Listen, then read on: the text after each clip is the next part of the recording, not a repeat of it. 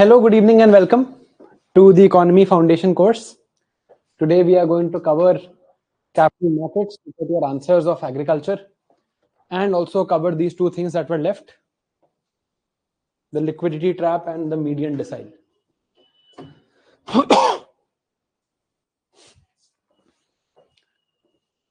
Hello, good evening, welcome. Hope you're all doing well. Today, I am taking the class from the ORN office. तो chat मेरे से थोड़ी दूर है, तो मुझे वहां से दिखती नहीं है. So only when I ask for comments, I will go there and I'll have to read them. अभी मुझे कुछ नहीं दिख रहे हैं comments आपके. I just hope you can see and hear me and everything is fine.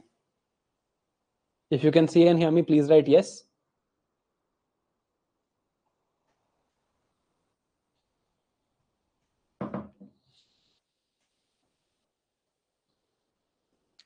All right.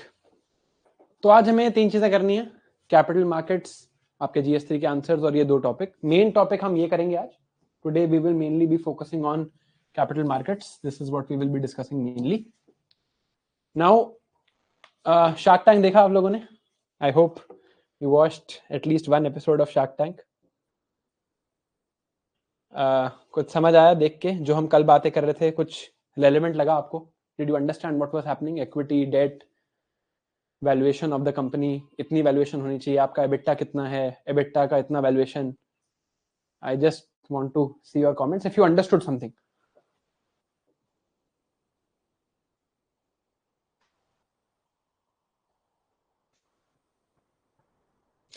somebody is saying दोगलापन निकल गया. But at least lot of people obviously watch that show. It's very popular. But I'm sure आपको at least कुछ समझ आया. You learned something new about how capital markets operate, how these deals happen. तो आज उसी type की एक deal के थ्रू हम इमेजिन करेंगे कि हम दोनों, मैं और आप, एक शार्क टैंक की डील कर रहे हैं. You are the shark, I am the founder who is pitching their business. And वहीं से हम समझेंगे पूरा कैपिटल मार्केट्स का गेम. हम वहीं से समझेंगे. We'll understand everything through that deal only, through that story. ठीक है? तो जो स्टोरी आपने कल, आई होप आपने शार्क टैंक का कोई भी अगर एक डील भी देखी है आपने, तो वहीं से हम कंटिन्यू करेंगे. Right? Imagine the same situation and we will see the life cycle of a business. We will see how a life cycle of the business goes. कैसे डील्स होती हैं, क्या किया जाता है. राइट? यही चीज हम आज देखने वाले हैं. और पूरा कैपिटल मार्केट्स, इंडेक्स क्या होता है, सेंसेक्स क्या है, बीएससी क्या है, एनएससी क्या है, सब हम आज समझेंगे.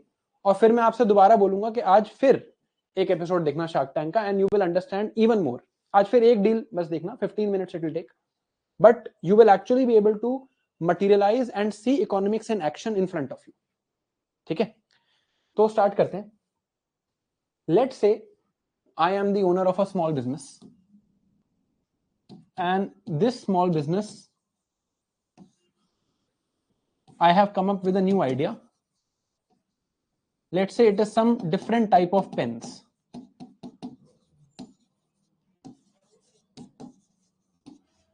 मैंने रिसर्च करके एक डिफरेंट टाइप ऑफ पेन ढूंढा है and it is a much better pen than whatever is available in the market. It's cheaper or it has some better technology. It is smoother to write. Let's say ऐसा कोई business में start करता हूं और मैं इसे बोलता हूं, कंपनी को बोलता हूं XPSP private limited, Shivan pen private limited. ये कंपनी का नाम है. मैंने ये कंपनी रजिस्टर करी है. I am the sole owner of this company. I own 100% of this company at the moment. 100% of this company is with me. I am the only owner of this company. 100% I am the owner. ठीक है? Chart private नहीं है क्या? Just 1 second.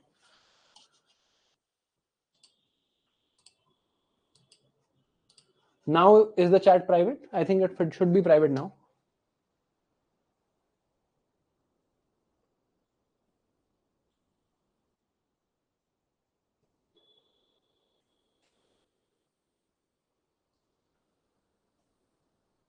Should be private now, है ना? ठीक है, चलिए. हाँ, अब प्राइवेट है. डन. तो मैंने ये कंपनी स्टार्ट करी called Shivan pens private limited, और आप एक शार्क हो and I will come and pitch this idea to you. Whenever I start this company, अभी तो बस एक आइडिया है. Right now I just have this idea that this type of pen is there. तो पहले मुझे क्या करना पड़ेगा? Let's look at the life cycle of a businessman also. They started this company. अभी obviously I will have to spend some money. in buying the factors of production here. मेरे को ये पेन प्रोड्यूस करना पड़ेगा, तो I will need land, I will need labor, I will need entrepreneurship, which is myself, and I will need some capital or investment, right? मुझे सारे factors चाहिए होंगे, इसके लिए I will spend some money. I have some money of my own. My father lends me some money. Friends and family give me some money. So I start a very small business. I start a very, very small factory. And I also start a website. And I start selling these pens on this website. मैं अपने website पे pen sell कर रहा हूँ. Let's say one pen sells for 50 rupees. And I have started selling pens on the website. Now when I started this pen making business, of course, मुझे इसकी marketing भी करनी पड़ेगी. I will have to go and do some sales also. Instagram पे मैं इसको promote करूंगा, YouTube पे promote करूंगा. I'll have to do all of those things ताकि लोगों को पता तो चले that this new form of pen is there. And let's say 6 months have passed and I'm doing all of this and I'm doing decent amount of sales. Let's say in every month I'm able to sell 2000 pens. Her month में 2000 pen cell करने की stage पे आ गया. It is still a very small business. It is still a very, very small business because if you look at it, the money that I'm making right now from this business is 2000 into 50. And this is 1 lakh rupees. So every month I am doing sales of 1 lakh rupees. Of course, इसमें कुछ खर्चा भी है, कुछ salary दूंगा मैं कुछ employees को, मार्केटिंग का खर्चा होगा वगैरह वगैरह. Now at this time I feel that this idea has a lot of potential. ये पेन्स का बहुत पोटेंशियल है, बट क्योंकि मेरे पास इतने पैसे नहीं है कि मैं एक बहुत बड़ी फैक्ट्री लगा सकूं, मैं बहुत ज्यादा मार्केटिंग कर सकूं, मैं बहुत एम्प्लॉइज रख सकूं, I want to expand this business. Now to expand this business, let's say I need 1 crore rupees. अभी तक I hope you are with me. I hope अभी तक सारी बात समझ आई है. This is the name of the company, SP Private Limited. ये company pens बेचती है, मंथ में 1 लाख रुपीस की सेल्स करती है, तो साल में कितनी सेल्स करेगी? 12 लाख रुपीस की सेल्स करेगी. And I want to expand this company, and to expand this company I want 1 crore rupees as an investment, ताकि मैं एक बड़ी फैक्ट्री लगा सकूं. I am able to get more employees, do more research, do more marketing, do more sales, etcetera etcetera. अब ये क्या है? What is this 1 crore here? This is nothing but capital. ये कैपिटल ही है. अब ये कैपिटल ऑब्टेन करने के दो तरीके हैं. One option is of course that I take debt. मैं बैंक को कहूं कि मुझे लोन चाहिए 1 करोड़ रुपीस का, बट बैंक कहेगा आपकी तो कंपनी इतनी छोटी है, we don't believe in your idea. या फिर बैंक हो सकता है मुझे लोन दे भी दे. बट ये हम कल पढ़ चुके हैं. We have read about debt so far. अभी तक हम डेट के बारे में पढ़ चुके हैं कल. The other option of raising capital is equity. Equity मतलब मैं अपनी कंपनी के कुछ शेयर्स किसी को बेचूं, उन्हें एक पार्ट ओनर बनाऊं of my company, and I say that you give me this money, I will expand and then you will also own some part of this company.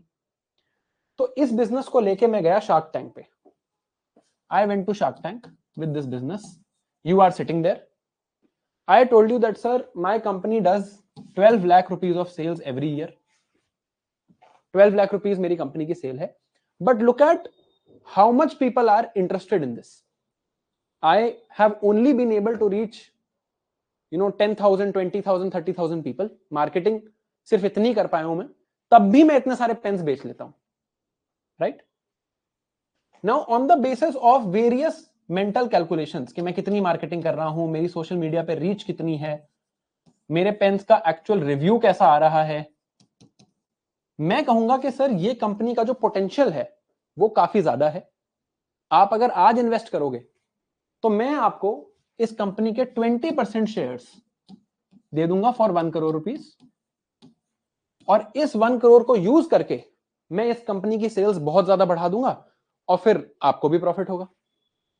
If I am giving you this deal 20% equity for 1 crore rupees, what valuation have I put for my company? Number of shares छोड़ दो, अभी percentage में बात करते हैं. Number of share से थोड़ी कल कंफ्यूजन हो रही थी, वो बाद में देखेंगे. 20% मैंने आपको कहा, 20% of shares you take of my company and you give me 1 crore rupees. What is the valuation I have put? Good. The valuation, और other word for valuation is market cap of my company is how much? मेरे हिसाब से it is 5 crore. This is my projection. ये मैं आपको pitch कर रहा हूं कि मेरी कंपनी 5 करोड़ रुपए की है, आप इसका 20% शेयर खरीद लो 1 करोड़ रुपए में. आप कहते हो नहीं मुझे नहीं लगता आपकी कंपनी 5 करोड़ रुपए की है. You say that your company right now is only worth 2 crores.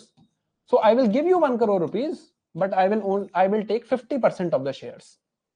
तो आपके हिसाब से मेरी वैल्यूएशन कितनी हुई? आपने कितनी वैल्यूएशन सेट करी? आपने वैल्यूएशन सेट करी 2 करोड़. फिर लेट से हमने नेगोशिएट किया, वी डेल्ट फर्दर. बहुत जैसे डील्स होती हैं, शार्क कुछ कहता है, फाउंडर कुछ बोलता है, एंड फाइनली हमने फैसला किया that you will take 33% of the shares for 1 crore. This gets executed. This is the actual deal that happens. Ultimately, finally, ये deal होती है 33% for 1 crore. This is the actual deal. ये तो हमारे negotiation थी. मैंने आपको ये pitch किया, आपने मुझे ये pitch किया. Finally, ये deal होती है. This is the deal that finally happens. So right now, today, let's say this deal happens today on 4th January 2025. What is the valuation of my company? 3 crores. तो आज मेरी company की valuation हुई 3 करोड़ और मैंने ये 33% शेयर्स आपको दे दिए. राइट? अभी तक समझ आ रहा है? अभी तक कोई डाउट? 3 करोड़ मान लेते हैं, 33.33, 3 करोड़ ब्रॉडली. अभी तक समझ आ रहा है? आई होप अभी तक चीजें क्लियर है, अभी तक तो कुछ नया नहीं हुआ. ठीक. Now you are someone who has invested in my company in the very early stage. बहुत early stage है अभी तो it's a very early stage company. early stage पे आपने इन्वेस्ट किया, early stage पे आपने इन्वेस्ट किया. you are like an angel for me. आप मेरे लिए एक एंजल टाइप हो. you are like an angel for me.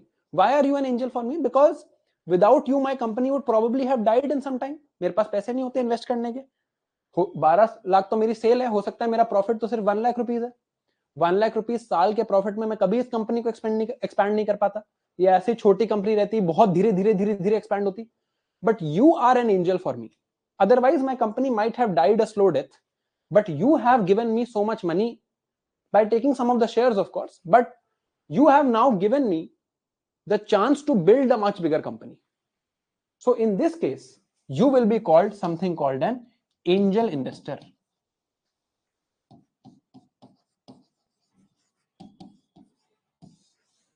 ये फर्स्ट टर्म है जो हमें समझनी है. People who invest in companies at early stage, very early stage. समझ आई ये बात?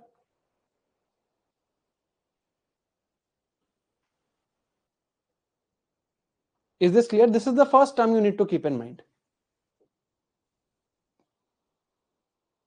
ठीक है. Now let's say angel investor is here Emir. Emir is the angel investor. तो अब अगर मैं अपनी कंपनी को देखूं तो मेरी कंपनी में क्या सिस्टम है? मेरी company which is SP private limited, इस कंपनी में I hold 67% shares, emir holds 33% shares. This is the ownership structure. Right? Now हम आगे देखते हैं इस कंपनी का क्या होता है. This company continues to grow. ये कंपनी बड़ी होती रहती है. अब मेरे पास 1 करोड़ रुपीज है. मैंने इस कंपनी को एक्सपैंड किया, 1 करोड़ लगाए. मेरा आइडिया अच्छा था पेन्स का. मैंने मार्केटिंग करी, सेल्स बड़ी करी, अपनी फैक्ट्री बड़ी करी, I hired more employees, and now 1 year later from today in 2026 this company has grown. Now this company is doing a yearly revenue. Yearly ये कंपनी अब एक रेवेन्यू कर रही है ऑफ 1 करोड़ रुपीस. ये इस कंपनी का अब 1 साल का रेवेन्यू है. पहले कितना रेवेन्यू था? 12 लाख रुपए था. मैंने इस 1 करोड़ को इन्वेस्ट किया, बहुत और चीजें करी, अब ये कंपनी 1 करोड़ का रेवेन्यू कर रही है per year. And I am seeing that people are giving very good reviews of my pens. अभी भी इन पेन्स के रिव्यूज बहुत बहुत अच्छे आ रहे हैं. नाउ इस 1 करोड़ से let's say I am able to make 10 lakh profit also. ये तो रेवेन्यू है. How much sales we are doing, इसमें खर्चे भी आएंगे. There will be some expenditures here on the factories, on the marketing, on the employees, etcetera etcetera. और मैं 10 lakh rupees का प्रॉफिट कर पाता हूं. I still feel this company has a lot more potential. मुझे लगता है इस कंपनी में बहुत और पोटेंशियल है. अभी तो मैं सिर्फ 1 करोड़ रुपीस ही मैंने इन्वेस्ट किए हैं इसमें.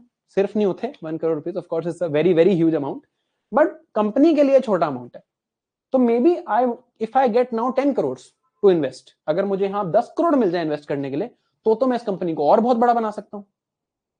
सो I say that let's get some more investors into this company. अभी तो मेरा एक ही इन्वेस्टर है, Amir, who is my angel investor. I say I need to get even more investors. थोड़े और इन्वेस्टर्स लाते हैं इस कंपनी में, और पैसे लाते हैं. क्या दो ऑप्शन है? इन्वेस्टर मतलब इन्वेस्टमेंट के लिए देंगे पैसे. इन्वेस्टमेंट के लिए पैसे को क्या कहते हैं? Capital. Now I have to get more capital. What are the two options I have? One is debt. Debt को हम अभी साइड करते हैं, डेट हम नहीं पढ़ रहे. सेकंड ऑप्शन इज इक्विटी, कि मैं अपने शेयर्स बेच दूं. This is the second option.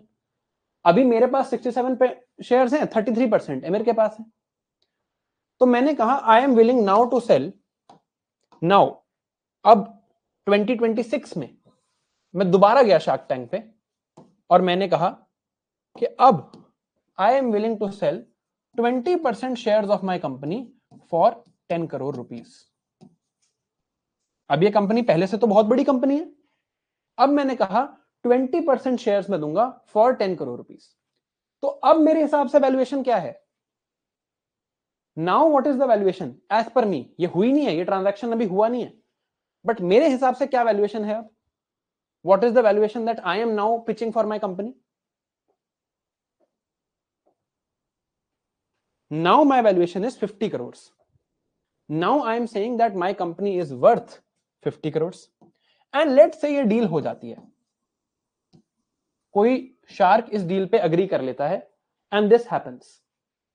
Now the person who has agreed to this deal is Yashasvi. Yashasvi ने अग्री कर लिया इस डील को करने के लिए. तो अब क्या होगा मेरी कंपनी में? मेरे शेयर्स कितने हैं? मैंने 20% अपने शेयर्स बेच दिए. I have sold 20% of my shares only. तो अब मेरे पास कितने शेयर्स हैं? 67% minus 20%. So I have now 47% shares.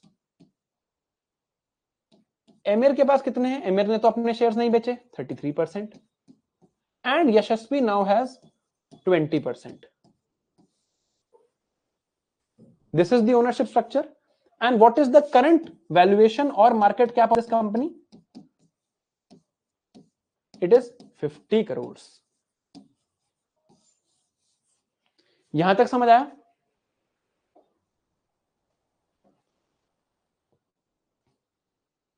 यहां तक समझ आया? अब देखो एमिर को कितना फायदा हुआ.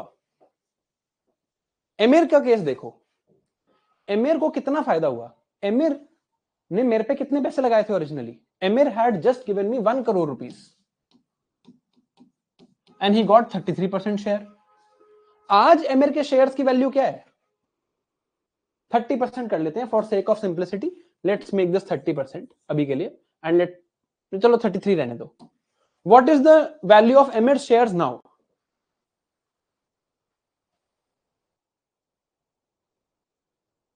अप्रोक्सीमेटली 15-16 करोड़. एमिर को बहुत फायदा हुआ क्योंकि मेरी कंपनी ग्रो कर रही है. Why did emir get this benefit? Emir को यह फायदा क्यों हो रहा है? Because he took risk. Emir ने रिस्क लिया ना मुझे 1 करोड़ रुपए देके. मैं फेल भी तो कर सकता था. कंपनी तब तो बहुत छोटी थी. Company was very small when emir gave me 1 crore rupees. Now I have succeeded, but he gave me that potential to succeed. He took risk on me. He took a bet on me. So now when I am succeeding, Emir is getting a benefit. तो अब emir के बहुत फायदा हो गया. आज emir की shares की वैल्यू 16 करोड़ रुपए है. तो he got 16 times value. 16 times value हो गई है एमिर की शेयर की. राइट? अब ये जो सेकंड स्टेज इन्वेस्टमेंट है, ये जो सेकंड स्टेज इन्वेस्टमेंट है, what sort of investment is this? This investment, ये जो यहां हुई है, ये वाली इन्वेस्टमेंट जो हुई है, this has been done after I have demonstrated my capability. Now I have demonstrated that I can run a good company, I can expand the company, I can make a very big company. I have demonstrated that capability. Now this has happened. These type of investments that are done after demonstration of capability are generally done by something called venture capitalist firm, VC firm. हो सकता है shark Tank पे जो आपने episode देखा हो, आपने ये टर्म सुनी हो, वेंचर कैपिटलिस्ट.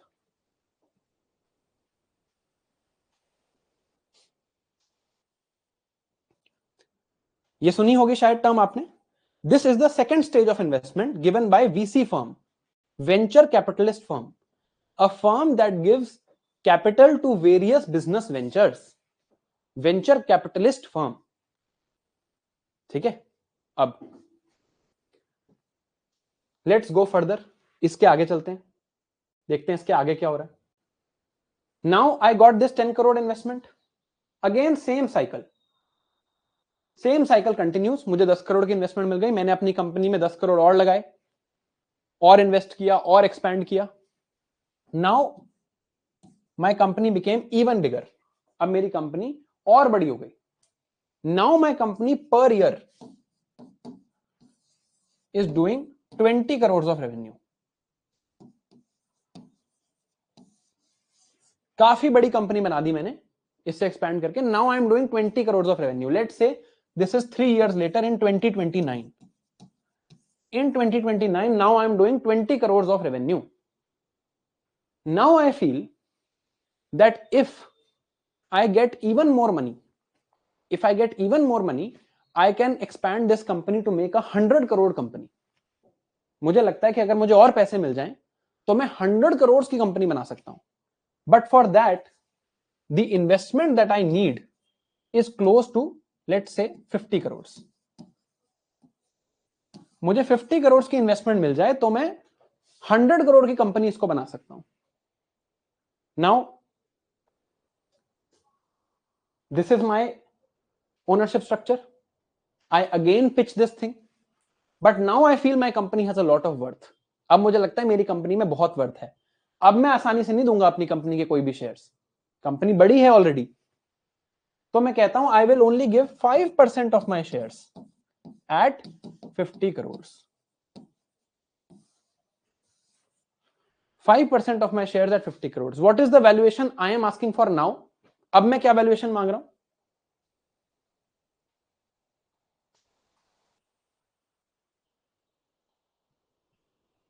क्या वैल्यूएशन मांग रहा हूं मैं अब?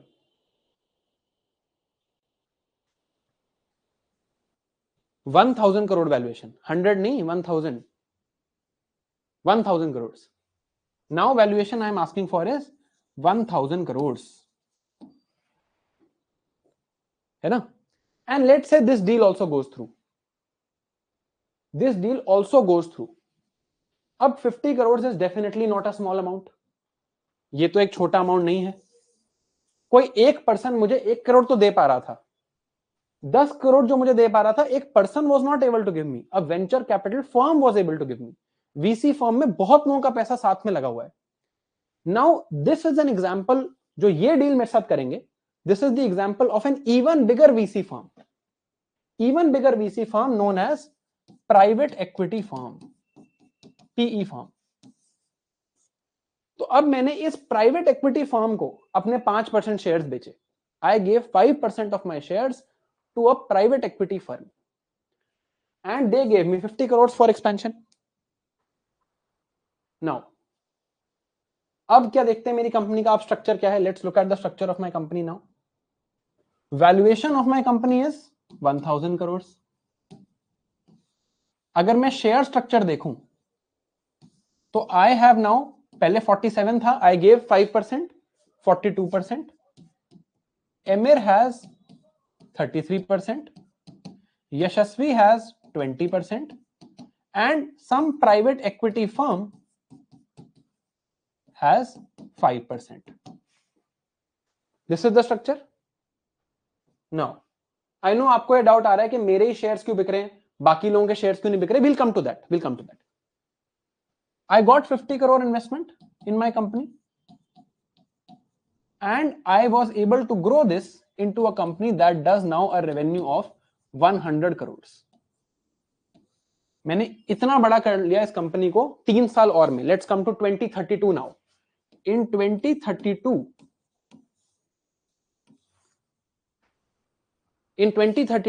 revenue of this company is now 100 crores. Now again same cycle. कौन कौन सी स्टेजेस ऑफ इन्वेस्टमेंट हमने अभी तक देखी है? This was angel investor, this was venture capitalist, this was private equity firm, है ना? यही देखा है ना हमने अभी तक. अब 2032 में I am again successful and now my company is doing revenue of 100 crore. Now I say that if I gate 1000 crore, if I get 1000 crores, then I will be able to make this the biggest pen company in India. मैं इसे India की biggest pen company बना सकता हूं, but मुझे पैसे 1000 करोड़ चाहिए. Is there any person who has 1000 crores to give me? कोई ऐसा है जिसके पास 1000 करोड़ हो मेरे को देने के लिए, चाहे मैं कितनी भी इक्विटी दे दूं? Is there anyone who has this 1000 crores to give me? बताओ. नहीं है. Who can give me 1000 crores? अब सोचो. Now is the time for you to think. Who can give me 1000 crores? कौन दे सकता है मुझे 1000 करोड़ रुपए? 1000 crores can be given to me by public at large.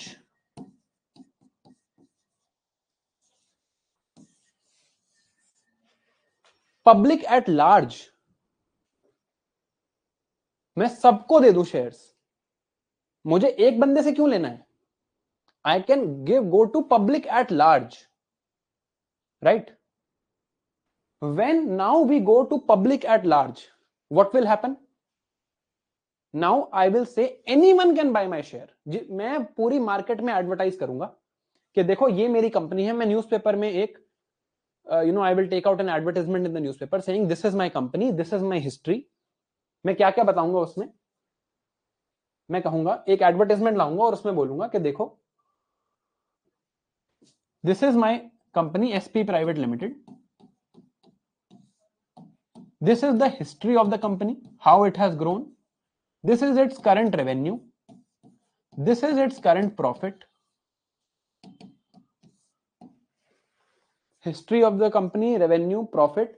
How much funding I am asking for? कितनी funding मांग रहा हूं मैं? 1000 crores.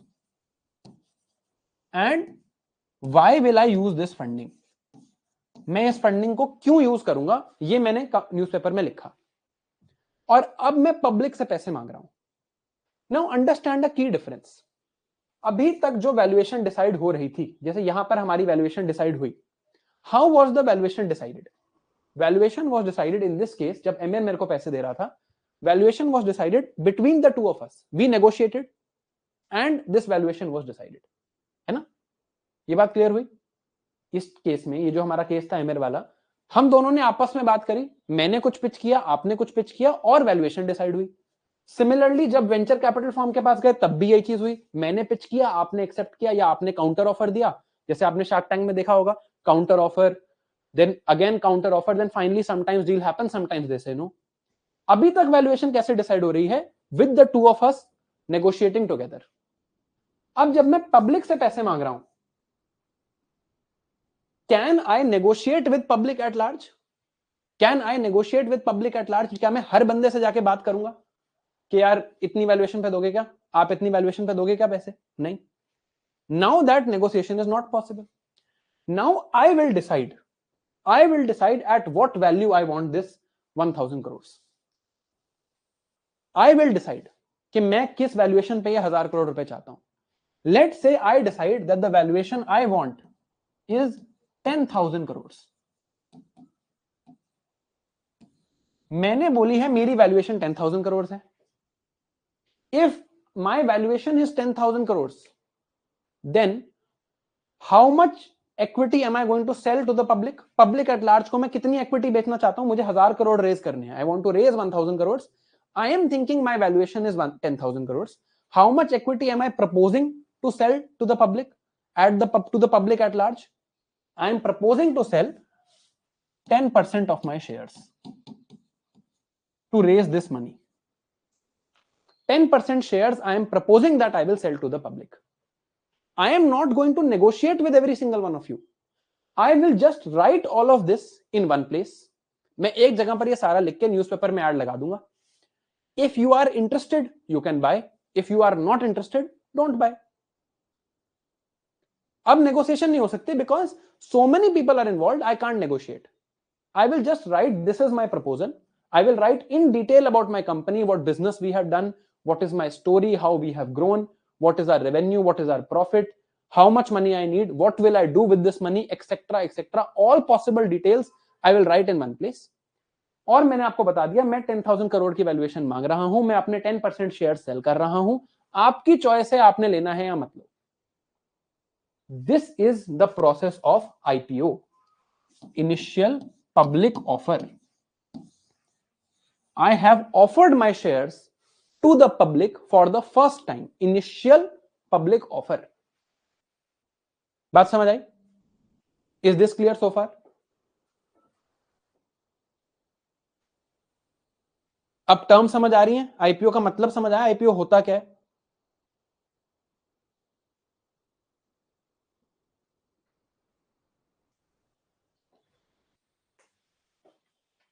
Now I have said I want to do this IPO. I want to give you the money. I want to give you my shares and I want to raise money from you. Now, I want to raise 10,000 crores. I want to raise 10,000 crores. Let's say I say, अब मैं अपने shares के papers निकालूंगा. I will take out my share papers now.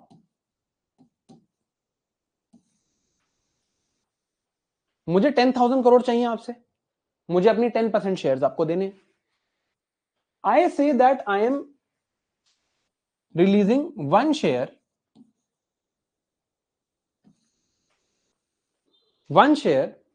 worth ₹10. मैं एक share 10 rupees का release करता हूं. How many shares will I need to sell now? अब परसेंटेज नहीं है, अब नंबर की बात है. Now it is number, it is not percentage. Percentage 10% ही है, परसेंटेज 10% ही है.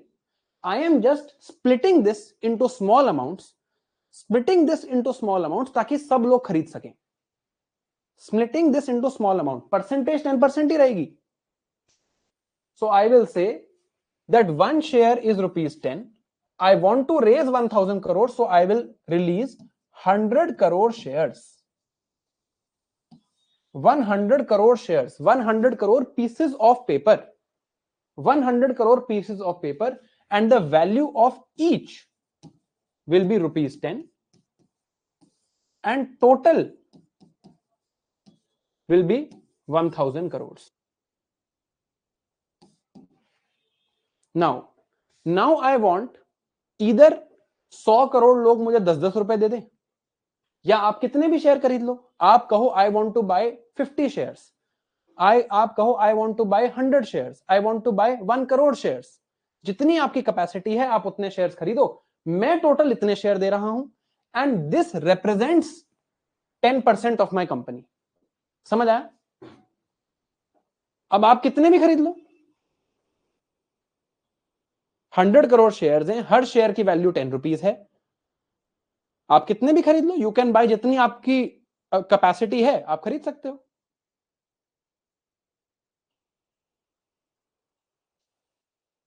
समझ आई ये बात? अब होगा मेरा आईपीओ. शेयर क्या है? What is ultimately share? ये फॉलो कर रहे हो ना यार? I hope. देखो, I can not make it simpler than this. I can not make it simpler than this. ठीक है? अब मान लो ये आईपीओ हो गया. ठीक है? Let's say this IPO happens. 5 crore people come and they give me money. 5 crore लोगों ने मुझे मनी दिया इन वेरियस परसेंटेजेस. किसी ने 20 शेयर खरीदे, किसी ने 50 खरीदे, किसी ने 1 ही खरीदा, किसी ने 30 खरीदे, किसी ने 500 खरीदे. ऐसे बहुत सारे लोगों ने मुझे पैसे दे दिए. Now I get my money. अब मेरी कंपनी को एक बार दोबारा देखते हैं. What is the valuation of my company now? हो गया ना ये आईपीओ. तो 10,000 crore is the valuation of my company, है ना। My share that I sold to the public, जो आपके पास एक शेयर है, अगर मान लो आपने एक शेयर खरीदा, तो मेरे शेयर प्राइस क्या है, this is my share price. What is my ownership structure, ownership structure क्या है, मेरे पास 42% पड़े थे, मैंने 10% और मार्केट में दे दिए। मान लो कि सिर्फ मैं ही अपने शेयर्स बेच रहा हूं, मेरे इन्वेस्टर्स नहीं बेच रहे हैं, तो ओनरशिप स्ट्रक्चर क्या है, I have now 32%, Emir has now 33%, Yashasvi has 20%, PE firm has 5%, and public at large has 10%. यहां तक बात क्लियर है?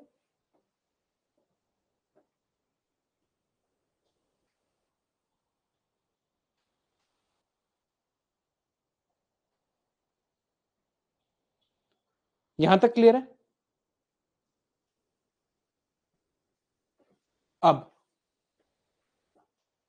अब देखो अब आगे क्या होता है, ठीक है। दो लोगों का नाम लेते हैं, धीरज और अमन।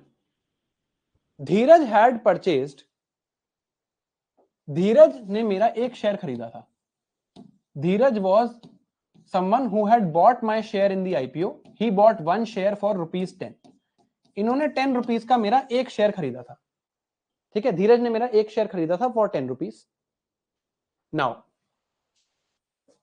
अमन comes to Dheeraj and says, मैंने शिवन की कंपनी को देखा है, मुझे लगता है कि ये कंपनी बहुत ऊपर जा सकती है, ये कंपनी बहुत बहुत ऊपर जा सकती है, तो I will buy this share from you. अगर आप सेल करने को विलिंग हो तो मैं आपसे 15 रुपीज में ये शेयर खरीद लूंगा। आपने 10 रुपीज में खरीदा था, आईपीओ में आपने 10 रुपीज में खरीद लिया था शेयर, आप मुझे दे दो ये शेयर 15 रुपीज का। तो now one share of my company got traded at ₹15, was bought for ₹15। Earlier क्या हो रहा था, how many shares have I given in the market, how many, I have given 100 crore shares in the market for 10 rupees each, representing 10% of my company. This is what I had done. Now Aman comes to Dheeraj. Dheeraj has one of these shares. धीरज के पास एक share है बस। Aman comes to Dheeraj and says, ये जो एक share है, मुझे लगता है ये कंपनी नेक्स्ट ईयर बहुत अच्छा करने वाली है, आप मुझे ये शेयर 15 रुपीज का दे दो। तो now what happened, one of these shares did not get traded for 10 rupees, it got traded for 15 rupees. 10 रुपए पे ट्रेड नहीं हुआ, 15 रुपीज पे ट्रेड हुआ। मान लो मेरे सारे all of these 100 crore shares start getting traded at this value. Market में है, लोगों के पास है, लोग आपस में बेच रहे हैं, मेरे पास तो नहीं है। दीज आर दीज 10% शेयर्स, इन 10% की बात हो रही है जो अब मार्केट में है। These 10% are now in with the public at large. आपके हाथ में है वो पेपर, मेरे पास नहीं है, it is in your hands. Okay, Aman goes to Dheeraj, Dheeraj के पास एक पेपर है, उस पेपर पे 10 रुपीज लिखा है। अमन ने कहा मैं आपसे ये 15 रुपीज में खरीद लूंगा। सो नाउ माई शेयर्स, और लेट से ऐसे धीरज जैसे बहुत और लोग होंगे, सब लोगों के शेयर्स 10 रुपीज की जगह 15 रुपीज पे बिकने लगते हैं। नाउ टेल मी, और प्लीज दिमाग लगा के बताना, if you answer this correctly, next question correctly, you will have understood everything about the stock market. Now tell me what is the valuation of my company. मेरी कंपनी की अब valuation बता दो।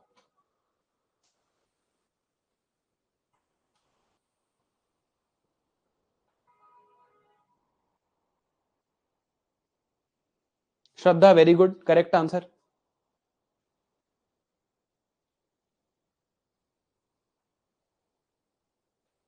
Almost everyone is giving the correct answer. Now my company's valuation is 15,000 crores.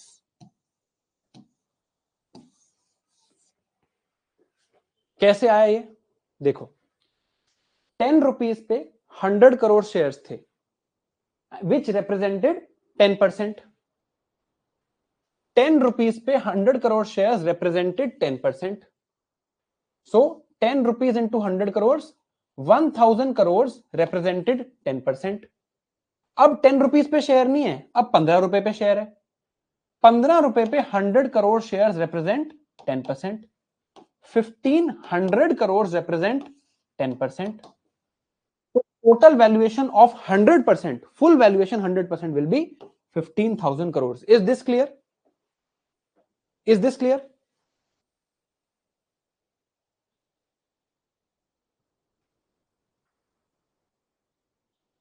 दस percent share की value 1500 crore है, 100% company की value, उसकी वैल्यूएशन है 15,000 करोड़ वैल्यूएशन हो गई।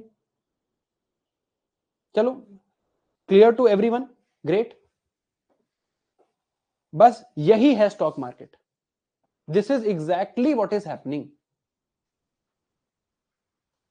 देख लेते हैं कल क्या देख रहे थे हम।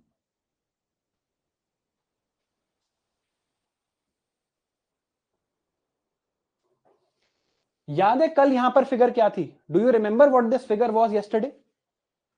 रिलायंस के शेयर प्राइस की क्या फिगर थी कल? याद है किसी को फिगर क्या थी? यहां पर फिगर क्या थी? What was the figure here yesterday?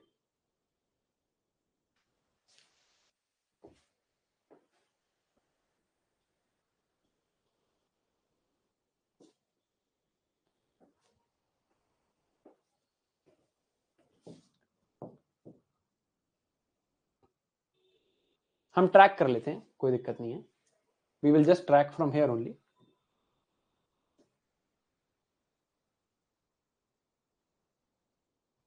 कल अब देखो, ये इस शेयर प्राइस, ये जो ट्रेडिंग हो रही थी, मेरे शेयर का क्या हो रहा था? कभी 10 रुपए, 15 रुपए, हो सकता है फिर आगे वो शेयर 20 पे बिकता, हो सकता है 10 पे बिकता, हो सकता है 5 पे बिकता। शेयर प्राइस ऊपर नीचे होता जा रहा है। Share price is going up and down, right? Share price is going up and down. Share price कल से चेंज हो गया। वन कल ये तो नहीं था, what ever the figure was, it has change from yesterday. It has change. Reliance का शेयर कल से आज में चेंज हो गया, आज दिखा भी रहा है, ऑल्दो टुडे सैटरडे तो market did not open, but the share price has changed. चलो, चेंज तो हुआ है। अब नीचे देखो, market cap has also changed from yesterday. कल कितनी मार्केट कैप थी? 16.9 मार्केट कैप थी, 16.8। आज कितनी मार्केट कैप है? 16.94 मार्केट कैप है। वैल्यूएशन चेंज हो गई है। Valuation has changed. Valuation has changed because share price has changed. Share price change हुआ, वैल्यूएशन चेंज हो गई। अब यहां देखो क्या लिखा है, 52 week high in the last 1 year. ये शेयर 1600 रुपए पे भी ट्रेड किया है, तब वैल्यूएशन और ज्यादा होगी। 52 वीक लो, ये शेयर 1200 रुपए पे भी ट्रेड किया है, तब वैल्यूएशन और कम होगी। शेयर प्राइस से वैल्यूएशन ऊपर नीचे होती जाएगी। जैसे मेरे केस में दिख रहा था एसपी प्राइवेट लिमिटेड में। किन किन चीजों पर डिपेंड करता है वैल्यूएशन? किन चीजों पर डिपेंड करता है? यहां पर किन चीजों पर डिपेंड कर रहा है? एक डिपेंड करता है कि मेरे शेयर का प्राइस कितना है। 10 रुपए है तो वैल्यूएशन 10,000 करोड़ है, 15 रुपए है तो वैल्यूएशन 15,000 करोड़ है। एक तो इस चीज पे डिपेंड करता है, एक इस पे डिपेंड करता है कि मैंने कितने परसेंटेज शेयर्स निकाल रखे हैं मार्केट में, इस पे डिपेंड करता है, राइट? शेयर प्राइस और मार्केट कैप के बीच में रिलेशनशिप समझ आया? That there is a relationship between share price and market cap.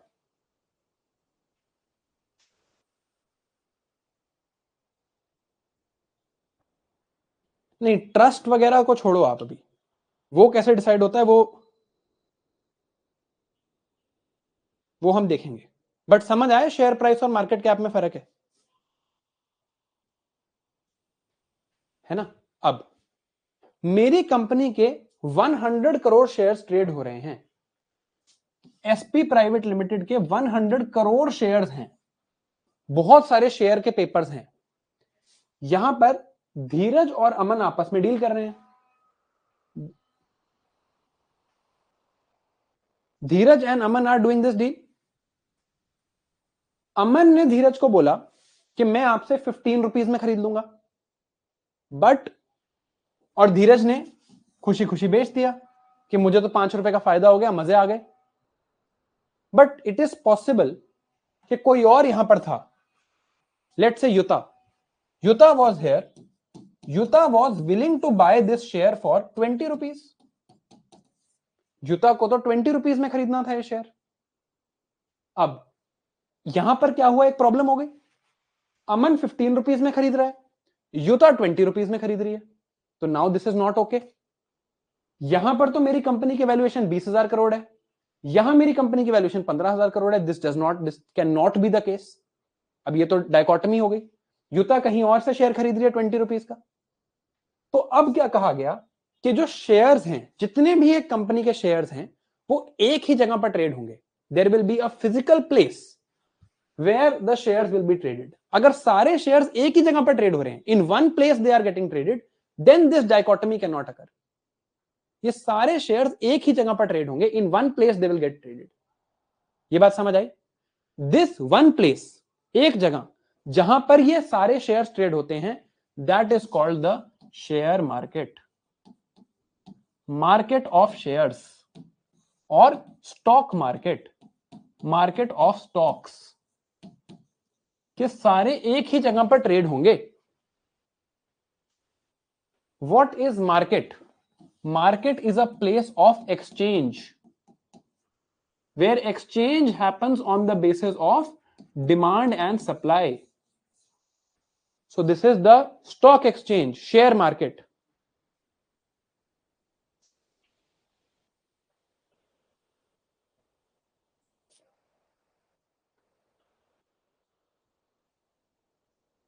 है ना, हर चीज करेंगे यार, we will study everything step by step. बहुत सारे टॉपिक्स हैं अभी, स्टेप बाय स्टेप जितना बता रहा हूं उतना समझ आए तो आगे चलते रहते हैं, है ना। आप अभी डाउट्स लिखोगे तो मैं जवाब नहीं दे पाऊंगा, वैसे भी मेरे से बहुत दूर हैं। बेसिक मैथ्स है ये, मैंने कोई ऐसी मैथ्स नहीं करी, and I can see that most people are understanding it, so it's not a problem anyway. समझ आई ये बात? एक जगह पे ट्रेड होंगे तो ये प्रॉब्लम नहीं होगी। अब एक अमन है, एक धीरज है, एक युता है, इन तीनों को मेरे शेयर्स आपस में ट्रेड करने हैं, है ना, मेरे शेयर्स आपस में ट्रेड करने हैं इनको। देयर इज दिशा ऑल्सो, दिशा को भी ट्रेड, चलो डी तो आ चुका है तो कोई और नाम लेते हैं, नवीद को भी मेरे शेयर्स ट्रेड करने हैं। तो ये 4 लोग हैं जिनको मेरे शेयर्स आपस में ट्रेड करने हैं। कैसे डिसाइड होगा किसी भी चीज का प्राइस? प्राइस कैसे डिसाइड होगा? एक ही फैक्टर है, डिमांड एंड सप्लाई।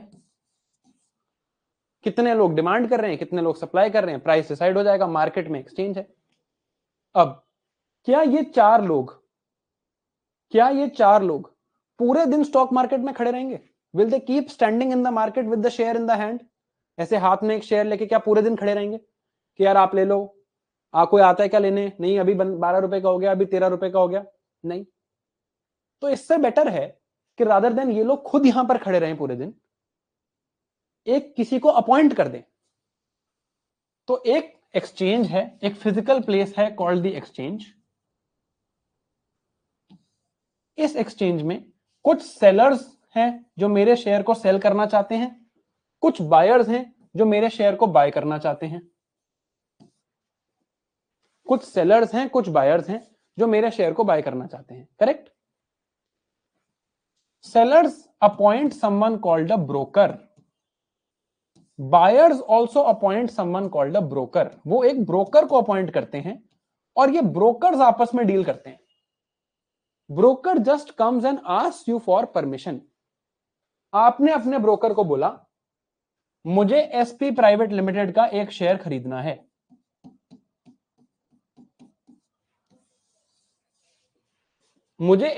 सेलर ने बोला मुझे एसपी प्राइवेट लिमिटेड का एक share I want to sell. Buyer ने अपने ब्रोकर को बोला I want to buy SP private limited का 1 share. Broker will come to you and say, this share is available for 12 rupees. Should I buy it? You will say yes.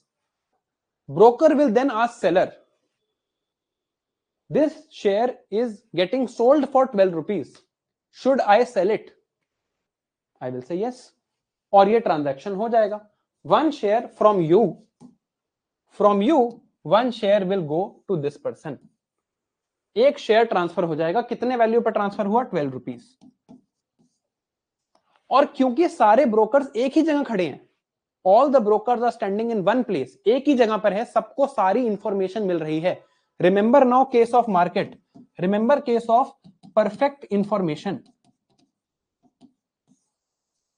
एक board लगा है यहां पे जिसमें पता चलता रहता है कि ये शेयर कितने प्राइस पे ट्रेड हुआ. वो मोमेंट बाय मोमेंट चेंज हो सकता है इस घंटे 12 मिनट 12 रुपए का, नेक्स्ट घंटे 13 रुपए का, नेक्स्ट घंटे 11 रुपए का, बट एट वन मोमेंट इसी टाइम पे सारे शेयर सेम प्राइस पे ट्रेड होंगे, क्योंकि एक बोर्ड लगा हुआ है जिसमें सारी इंफॉर्मेशन है. At this moment they will all be at the same price. They can of course keep going up and down, day by day, hour by hour they can change, tick to tick they can change, but at one point they will be traded at the same price. At this moment, at this second, all shares are trading at this value. So at this moment my market cap is based on this value. At this moment market cap is based on this value. समझ आई बात? अभी तक समझ आ रहा है?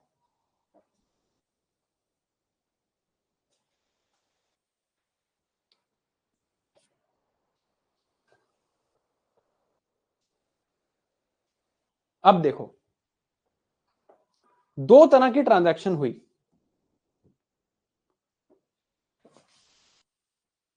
Company ने IPO में एक शेयर बेचा अमन को. अमन को ही बेचा था ना? Just 1 second.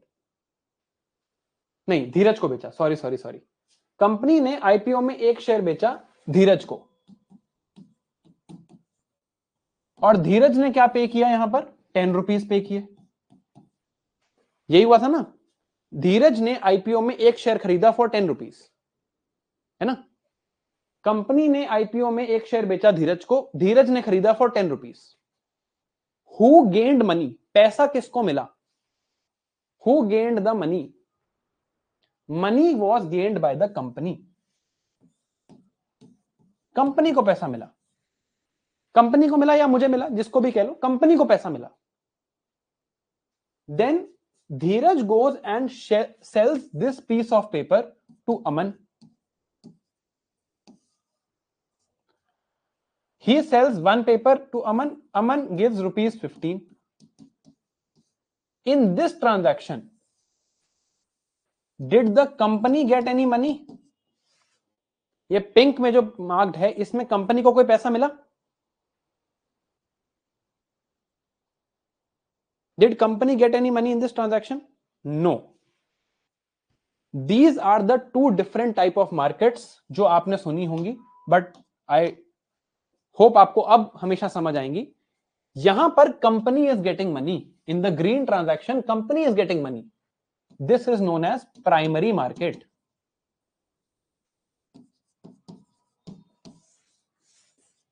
प्राइमरी मार्केट, यहां पर company is not getting any money, आपस में लोग ट्रेड कर रहे हैं. Known as secondary market. People are trading amongst themselves. Company को कोई पैसा नहीं मिल रहा. Company is not getting any money here. Known as secondary market. Company पे इंपैक्ट क्या हो रहा है? लेकिन कंपनी की वैल्यूएशन चेंज हो रही है. जिस भी प्राइस पे ट्रेड कर रहे हैं उससे कंपनी की वैल्यूएशन तो चेंज हो रही है, बट कंपनी पे कोई पैसे नहीं जा रहे. So in primary market company itself gets money. Company is getting the money here. Here company is getting no money. Only the company's valuation is getting impacted. What is marked in green is the primary market. Second is what is marked in pink is secondary market. समझ आई ये बात? Is this clear?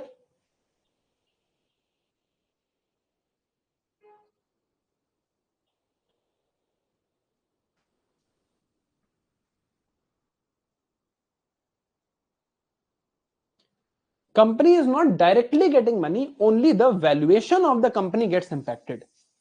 Valuation तो impact होगी,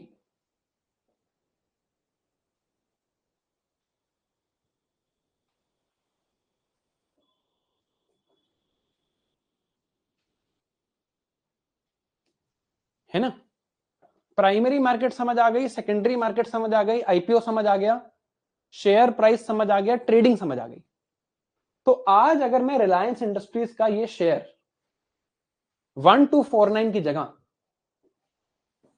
कल ये share मान लो, या 6 मंथ या 5 डेज पहले देखते हैं,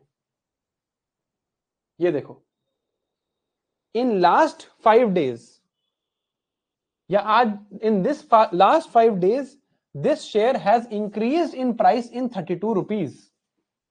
5 दिन पहले ये 32 रुपीज कम था. 5 दिन पहले ये शेयर शुड बी 1217, 1217 रुपए का था. 5 दिन बाद ये शेयर 1249 का हो गया है. Has company directly made any money from this trade? No. पहले ये 5 दिन पहले ये शेयर 1217 रुपए का बिका, आज ये शेयर 1249 का बिक रहा है. कंपनी को कोई पैसा नहीं मिल रहा है इसमें. This is secondary market. Only the market cap, only the valuation of the company is changing. Only the valuation is changing. समझ आई ये बात? चलो, आई होप अभी तक के जो कॉन्सेप्ट्स बताए हैं वो क्लियर हैं. Now we will go forward and understand other concepts of stock market. 2-3 minute का ब्रेक लेते हैं. I hope I wanted this to be one of the most interesting classes of this course because इसमें हम सब interested रहते हैं. I hope आपको थोड़ा सा स्टॉक मार्केट के बारे में समझ आने लगा है. अब हम थोड़ा और डिटेल में जाएंगे. Now we will see each of these steps in detail.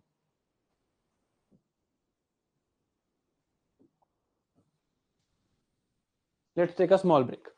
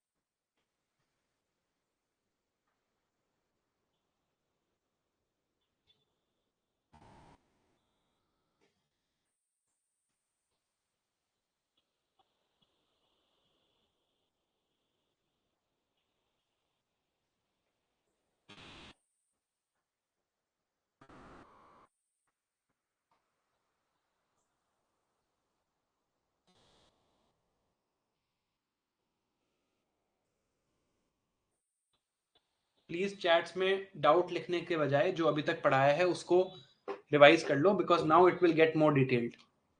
अभी तक समझ नहीं आया तो आगे समझ नहीं आएगा. अभी तक के कॉन्सेप्ट्स क्लियर हैं. कंपनी की profit, stock market crash, broker क्या है, ग्रो ऐप क्या करती है, जीरोधा क्या करता है, इस पे मैंने अभी कोई बात नहीं करी है.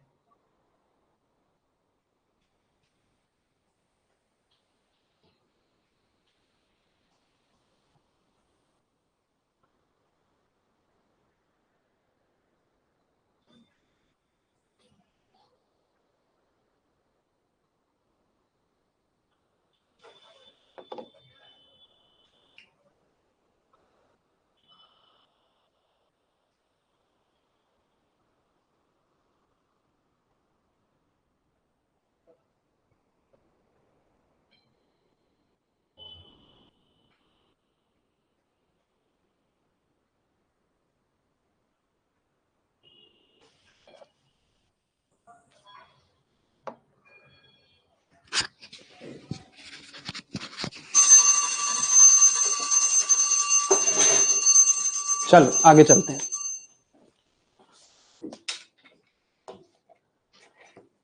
आई know you are all very interested. आप 7:30 तक अपने डाउट्स होल्ड कर लो, किसी भी तरह का कोई डाउट नहीं बचेगा, दिस इज माई गारंटी। 7:30 तक वेट कर लो प्लीज। देखो यार, please understand this from my side, I have to read the chat also, right? If I get these messages constantly, won't it become a distraction for me? मैं भी कुछ सोच के आया हूं, of course you will realize that I put a lot of effort into making this simple for you. आपने आज से पहले भी ये पढ़ा होगा, right? I am trying to make every step as clear as possible. आप 7:30 तक अपने डाउट्स होल्ड कर लो, उसके बाद जो भी डाउट्स बचेंगे मैं एड्रेस कर दूंगा। आई एम श्योर कोई डाउट्स नहीं बचेंगे, राइट? चलो कंटिन्यू करते हैं। Let's go and read from here.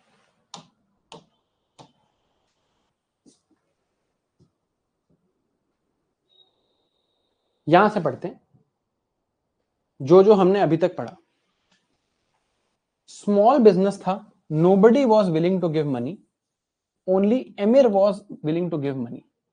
At this time I got an investor known as angel investor. He became a part owner of my company.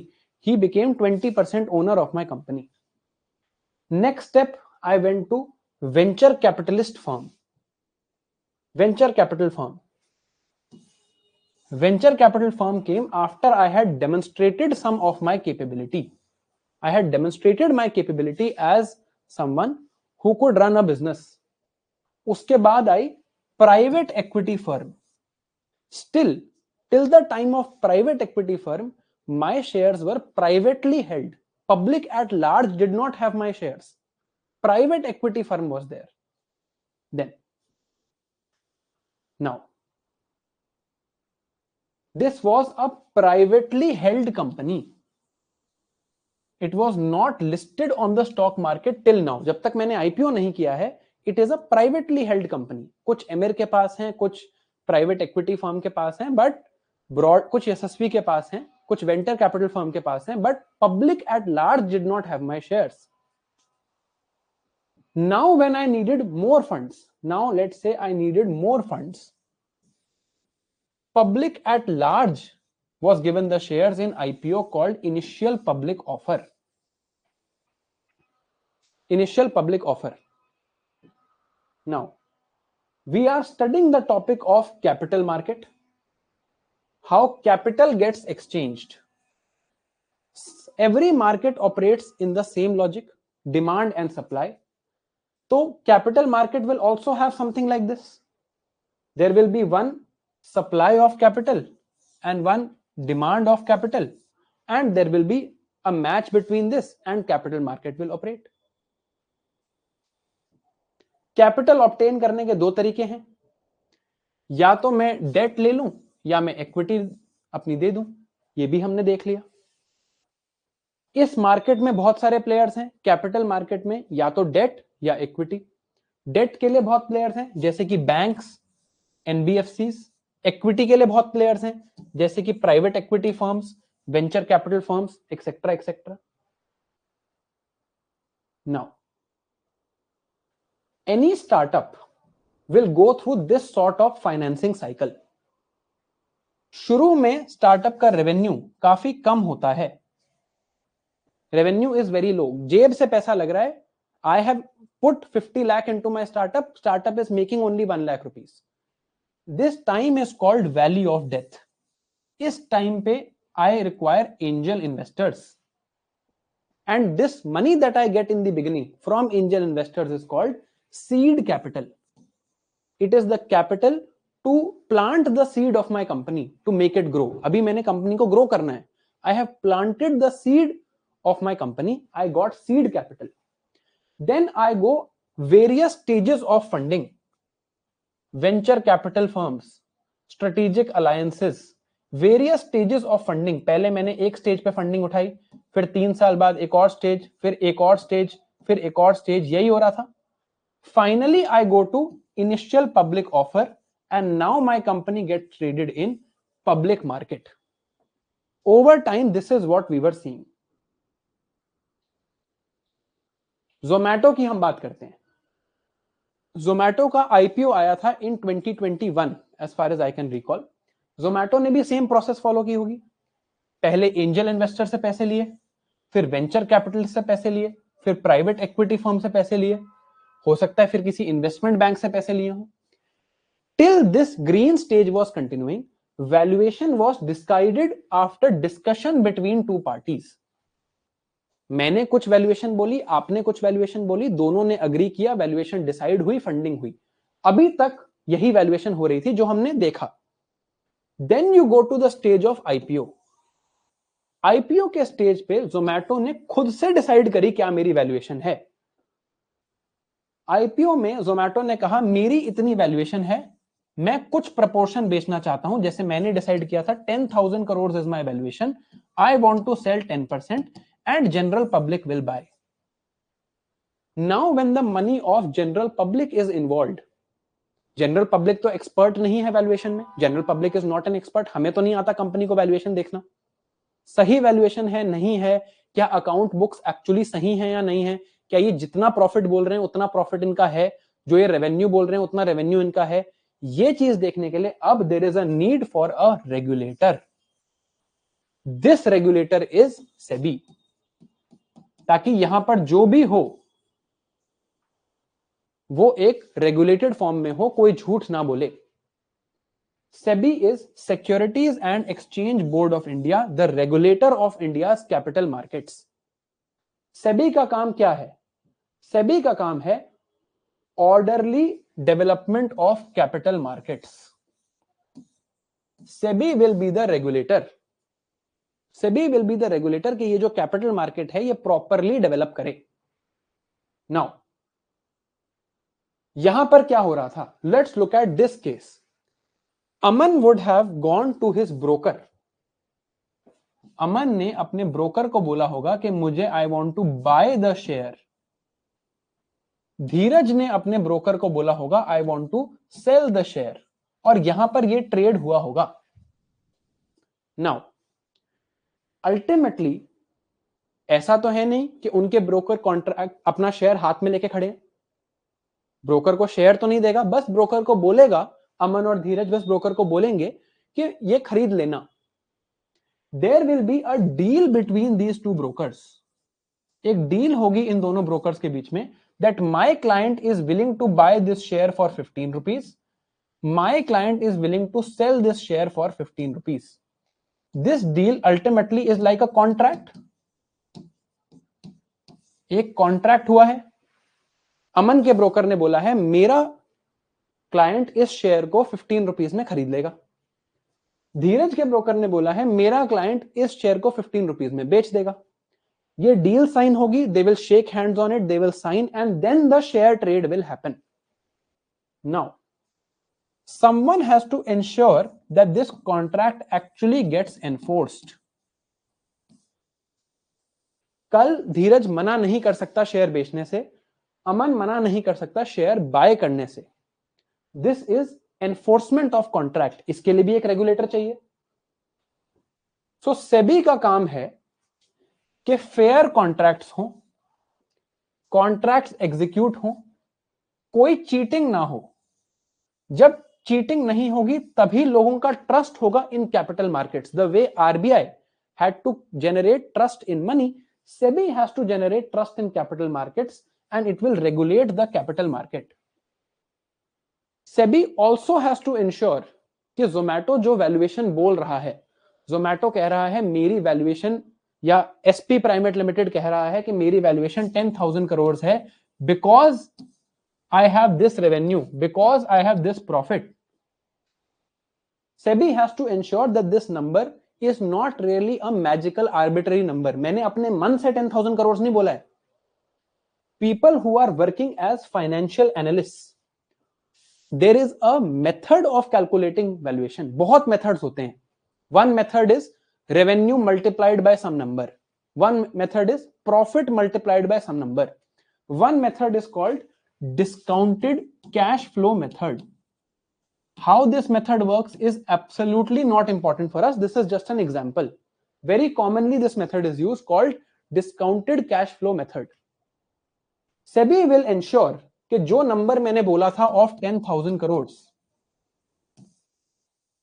क्योंकि अब public involve है, now public is involve, SEBI will ensure that this method is followed properly because public will not be able to check and public has no say. जब तक दो लोग आपस में decide कर रहे थे, आप कोई भी वैल्यूएशन डिसाइड करो, आपस में आप कहो इस कंपनी की वैल्यूएशन 5 लाख करोड़ है, जो बोलना है बोलो, you are deciding in yourself, nobody has scope of getting cheated. But when public is involved, public can get cheated since public is not an expert in these methods. तो अब जब मैं वैल्यूएशन बोलूंगा, SEBI will not decide my valuation. SEBI ये नहीं बोलेगा कि SP private limited की वैल्यूएशन कितनी होनी चाहिए, SEBI will not dictate, SEBI will simply से that there are certain norms to be followed in the best interest of the capital market. आप जब भी अपनी वैल्यूएशन, कोई भी वैल्यूएशन कोट करो, but it will be done in a certain way, in a certain method, only then you can quote that valuation. तो सेबी कहेगा there are various steps that you need to take. SEBI कहेगा there are various agencies, नाम सुने होंगे आपने इनके, KP Morgan chase,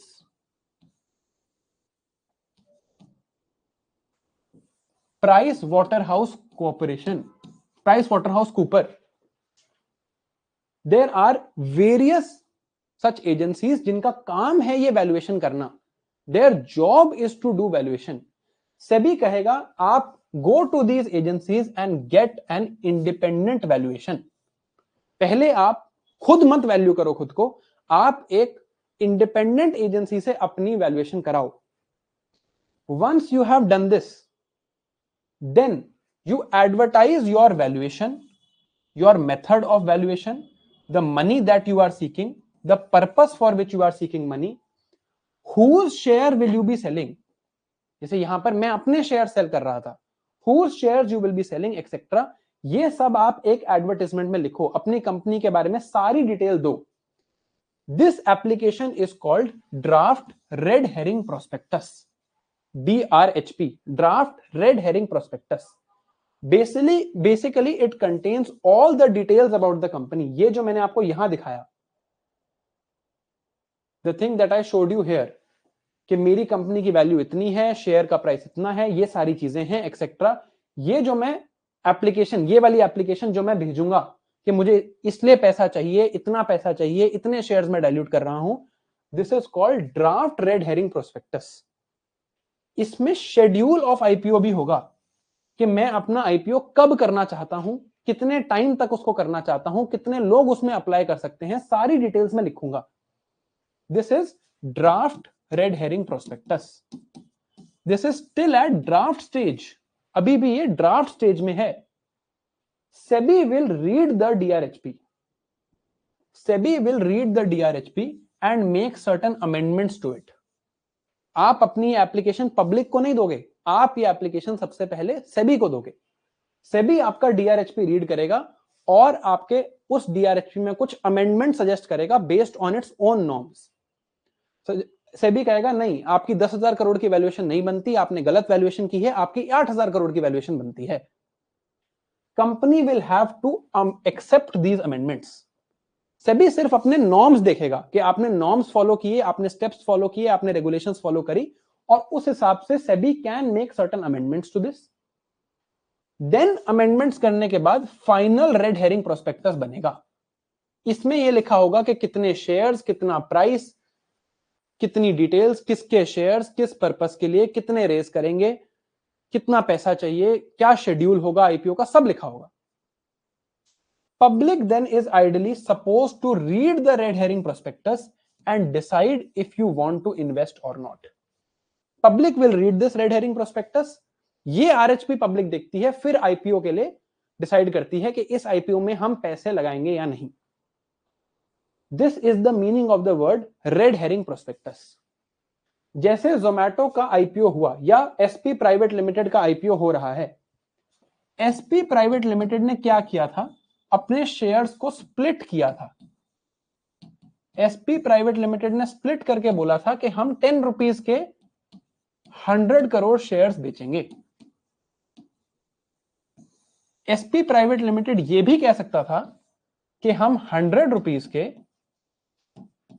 10 crore shares बेचेंगे, what ever split they want, जिस भी तरह का स्प्लिट चाहते हैं, हमने ये स्प्लिट चूज किया था, हम ये भी चूज कर सकते हैं. It is completely up to the company what sort of split you want, ये हम डिसाइड करेंगे.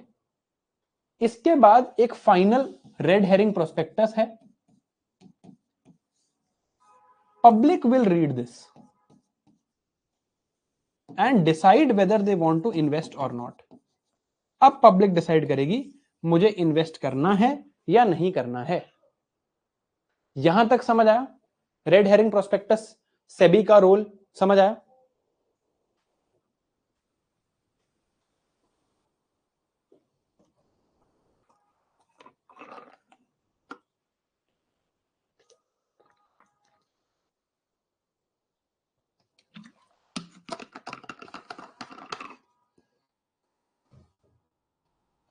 नाउ अब देखते हैं आगे क्या होता है. अब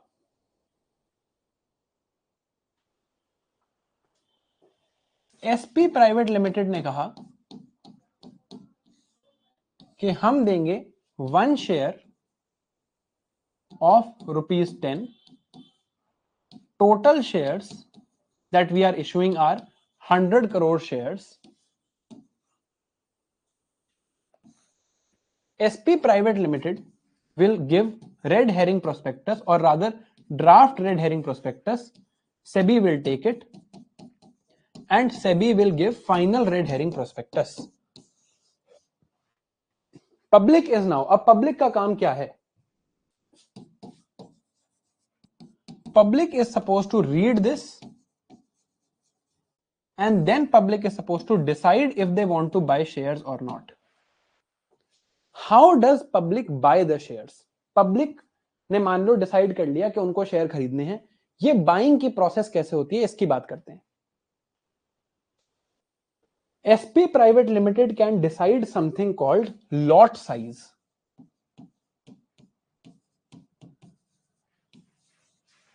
Lot size का क्या मतलब? I am deciding that I am offering 1 share of ₹10, total 100 crore shares. I am saying that it is my decision, और ये completely मेरा decision है, that maximum one person can buy 1000 shares, minimum one person can buy 100 shares. आप सिर्फ एक share नहीं खरीद सकते.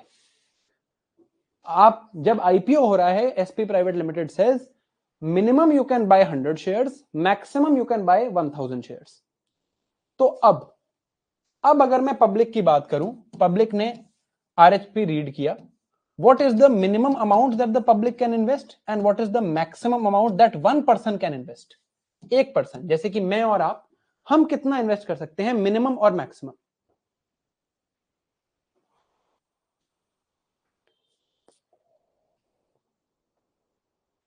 मिनिमम कितना इन्वेस्ट कर सकते हैं, मैक्सिमम कितना इन्वेस्ट कर सकते हैं?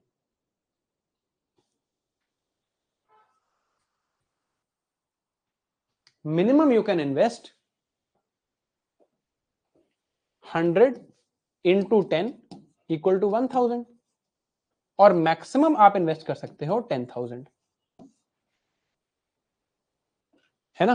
तो अब क्या होगा? Public will write, public will give one application. Public will give an application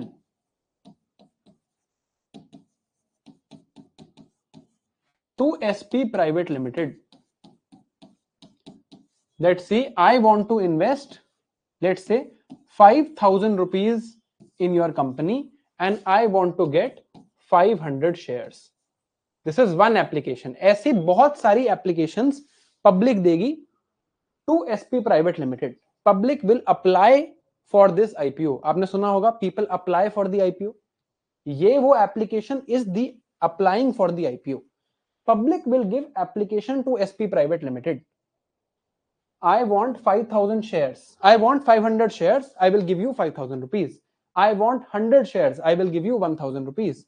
I want 10,000 shares. और I want 1000 shares, I will give you 10,000 rupees. ऐसी बहुत सारी एप्लीकेशंस आएंगी to SP private Limited. Many applications like this will come to SP Private Limited. Now, public will give application to buy this share. This is a subscription application. This is called a subscription application. I want to subscribe to your IPO. I want to subscribe to your initial public offer. I will give you 5,000 rupees for 500 shares. ऐसी बहुत सारी applications आएंगी। इन applications पे company जो IPO कर रही है वो कंडीशंस लगा सकती है, जैसे कि लॉट साइज कि मिनिमम आप कितने शेयर्स खरीद सकते हो, मैक्सिमम आप कितने शेयर्स खरीद सकते हो, और सब्सक्रिप्शन विंडो कि किस टाइम पे खरीद सकते हो, कि नेक्स्ट 2 डेज में ही जो खरीदना है खरीद लो। हम 2 दिन के लिए ही अपने शेयर्स बेच रहे हैं, जिसने खरीदना है 2 दिन में खरीद लो। अब यहां पर in this case SP Private Limited was selling 100 crore shares, right? Let's say, and minimum shares it was selling was 100 shares. Let's say SP Private Limited in this case it is going to get many applications. Let's say SP Private Limited को 100 shares खरीदने की 2 crore applications आ गई। 2 crore applications have come. इन 2 crore applications में लिखा है कि we want to buy 100 shares. So what is the demand in the market? कितने शेयर मार्केट खरीदना चाह रही है आपसे? Market wants to buy 200 crore shares. आप कितना बेचना चाह रहे हो मार्केट में? 100 करोड़ शेयर्स। अब जो डिमांड है, डिमांड आई है ऑफ 200 करोड़ शेयर्स। आप बेचना चाह रहे हो 100 crore shares. This condition is called, and I am sure if you have read newspaper या थोड़ा सा भी आप फाइनेंशियल न्यूज फॉलो करते हो तो आपने सुना होगा, the IPO is over subscribed. जो डिमांड है उससे कहीं ज्यादा सब्सक्रिप्शन हो गई है। सुना है इसके बारे में? IPO has been over subscribed. 200 crore shares की डिमांड हो गई है, टोटल शेयर्स 100 करोड़ हैं, ओवर सब्सक्रिप्शन हो गई है। There can be one other case also. SP Private Limited gets 50 lakh applications to buy 100 crore shares. To buy, 50 lakh applications to buy 100 shares. इतनी ही applications आती हैं। लेट्स से only these many applications come. Now what is the total demand by the market? Total demand for the market here will be 50 crore shares. Market is now demanding only 50 crore shares. Total share बेचना कितनी चाह रही थी SP private Limited? 100 crore shares. ये हुआ, this is the case of under subscribed IPO, कि IPO is under subscribed. लोग खरीदना ही नहीं चाह रहे आपकी कंपनी का share. People don't have confidence in your company, they are not willing to buy. People have too much confidence in your company, they are very willing to buy. इन दोनों cases में देखते हैं क्या होता है।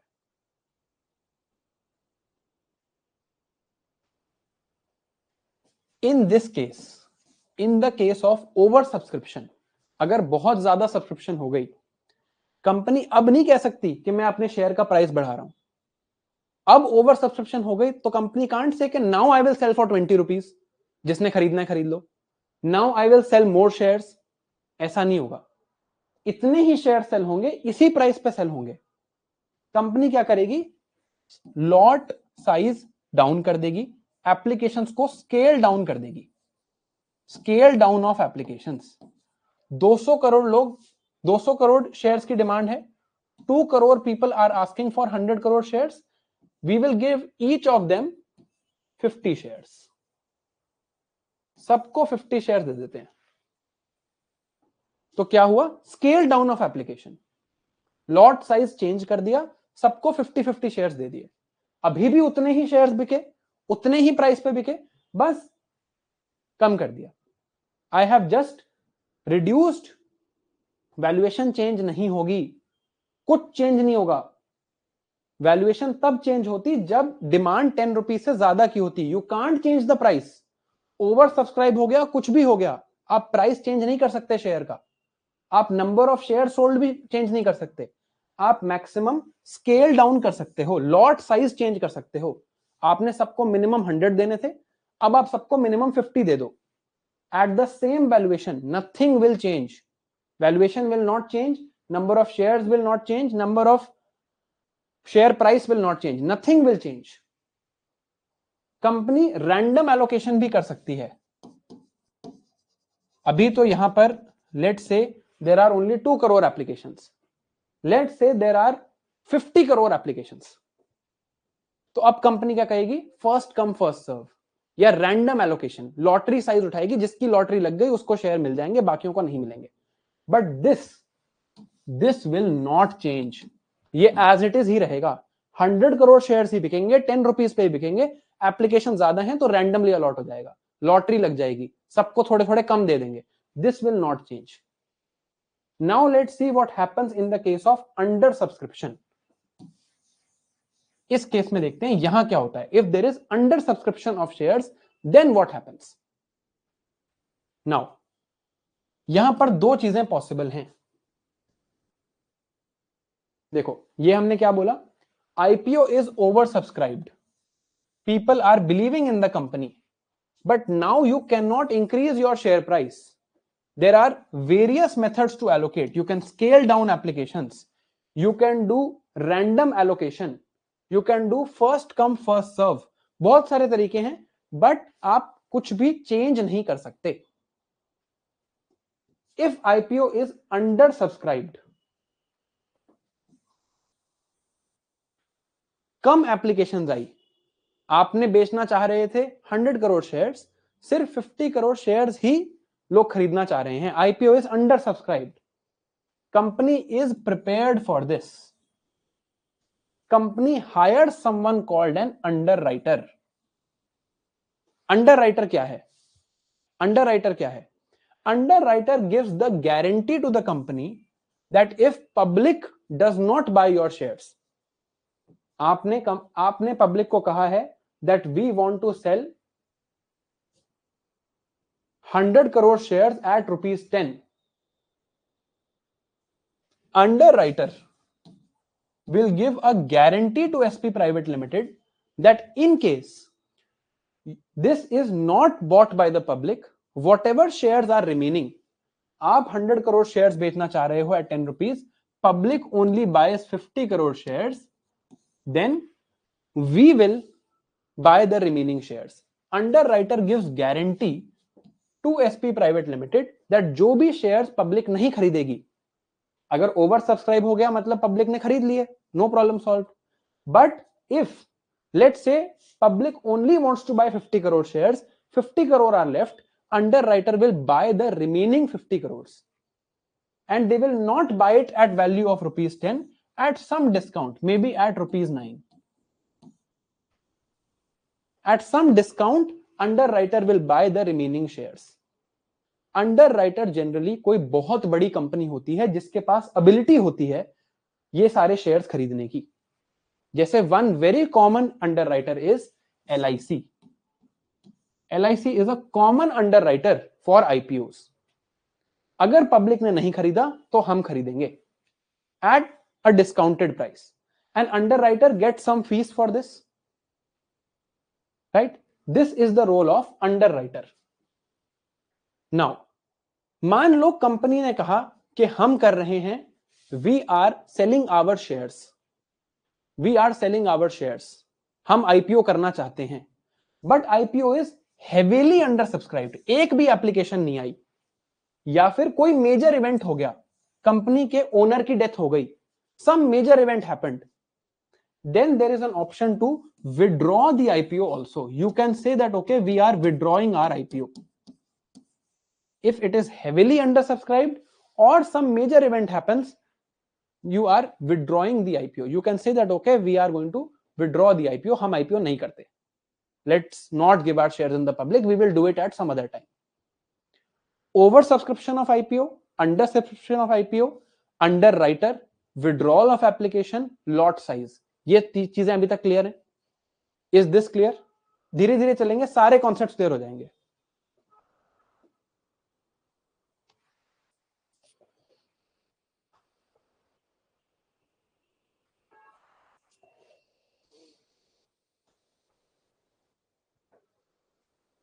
Now, पहले case में हमने देखा था public gives money to company, company gives shares, company directly receives money, known as primary market. Known as primary market. Second, public sell this share further. जैसे धीरज बेच रहा था अमन को ये share at market price. This is auction based purchase. Company does not get any money. Auction based purchase अभी बताता हूं. धीरज जब अमन को बेच रहा था कंपनी को कोई पैसे नहीं मिल रहे थे. Known as secondary market. Company is not directly involved here. Company does not get any money, but valuation of company is definitely decided. जो भी सेकेंडरी मार्केट में ट्रांजैक्शन होगी, सेकेंडरी मार्केट में जो भी ट्रांजैक्शन होगी उससे कंपनी की वैल्यूएशन जरूर डिसाइड होगी.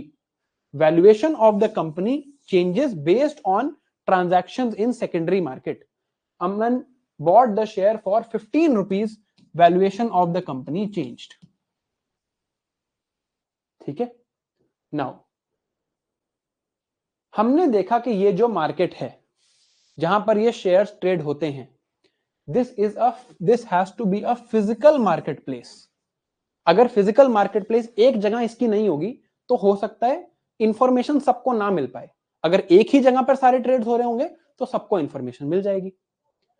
This physical marketplace was the Dalal Street in Mumbai. Dalal means broker. Dalal Street in Mumbai, जहां आज नेशनल स्टॉक एक्सचेंज और बॉम्बे स्टॉक एक्सचेंज दोनों हैं. Dalal Street in Mumbai. यहां पर क्या होता था? Company gives shares to broker, buyer gives money to broker and brokers strike the deal. ये हमने देखा है. फिर सेकेंडरी मार्केट में भी brokers are actually trading. Company ने ब्रोकर अपॉइंट किया, सेलर्स ने ब्रोकर अपॉइंट किया, बायर ने ब्रोकर अपॉइंट किया. एक्सचेंजेस होंगे in one particular place. Now this particular place is a market place. इसका काम क्या है? To facilitate exchanges. It is a formalised market place. अगर मैं इसको फॉर्मल बना दूं, एक जगह बना दूं, बोर्ड लगा दूं, I put it into a proper system, then I will call it a formalized marketplace. This exchange is a formal marketplace. ये समझ आया? फॉर्मल मार्केटप्लेस है जहां पर ये हो रहा है. क्यों हो रहा है ये? ताकि कोई इंफॉर्मेशन ऐसी ना हो जो बाकियों को ना मिले. शेयर प्राइस सबको पता हो कि इतने ही प्राइस का मिल रहा है. Is this clear? यहां तक क्लियर हुआ? Formalized marketplace.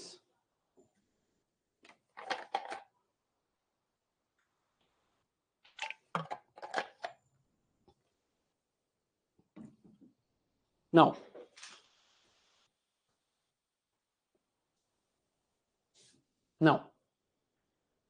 I need a place for dissemination of information. सबको इंफॉर्मेशन होनी चाहिए कि इस कंपनी का शेयर सेकेंडरी मार्केट में किस प्राइस पे बिक रहा है. Everyone needs to know this. Therefore I need to display the price at the moment. इस मोमेंट का प्राइस मुझे डिस्प्ले करना है. जैसे हमने रिलायंस का प्राइस देखा, रिलायंस का price at this moment, Reliance share price at this moment is displayed here. At this moment this is the price. अभी ये प्राइस है और ये सबको पता है. Now everyone knows this is the price, तो इसके ऊपर नीचे ट्रेड नहीं होगा at this moment. In the next moment price can change, how it changes will see, but at this moment right now this is the price. ठीक है. Now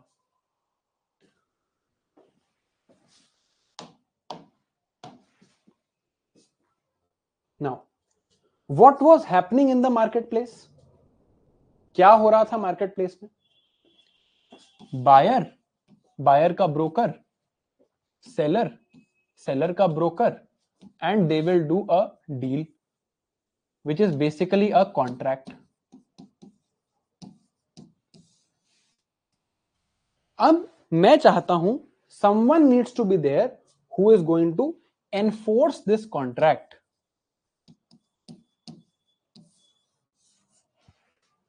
Someone needs to be there who is going to enforce this contract. अब let us take the example of you buying something on Amazon. आपने Amazon पे कुछ खरीदा. Amazon में क्या होता है? This is a seller. Let's say he is selling a book. You are a buyer.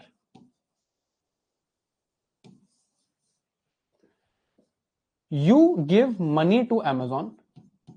Let's say you gave 100 rupees to Amazon. Seller gives the book to Amazon. Amazon delivers the book to you. When you receive this book, Amazon transfers 100 rupees to the seller. Right? आप directly seller से भी खरीद सकते थे. What is the role that Amazon is playing here? Amazon is a neutral third party. वो third party का काम कर रहा है. आपके पैसे Amazon ने ले लिए, अपने पास रखे. सेलर ने आपको बुक दे दी, Amazon ने कंफर्म कर दिया आपको बुक मिल गई, Amazon ने पैसे आगे ट्रांसफर कर दिए. It is a neutral third party here that is executing this. एक न्यूट्रल थर्ड पार्टी का काम कर रहा है. Similarly, when brokers will do this deal amongst themselves, broker ये डील करेंगे. इसके बाद क्या होना है? बायर के पैसे जाने हैं टू सेलर, सेलर के से शेयर जाना है to broker. This has to happen. ये होना है ना स्टॉक मार्केट में.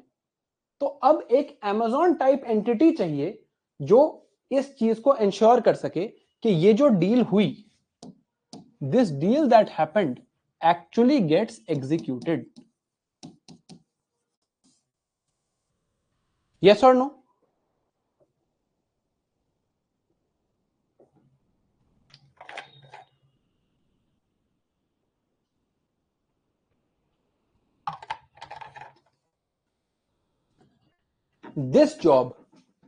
This job in a stock exchange is done by something called clearing house.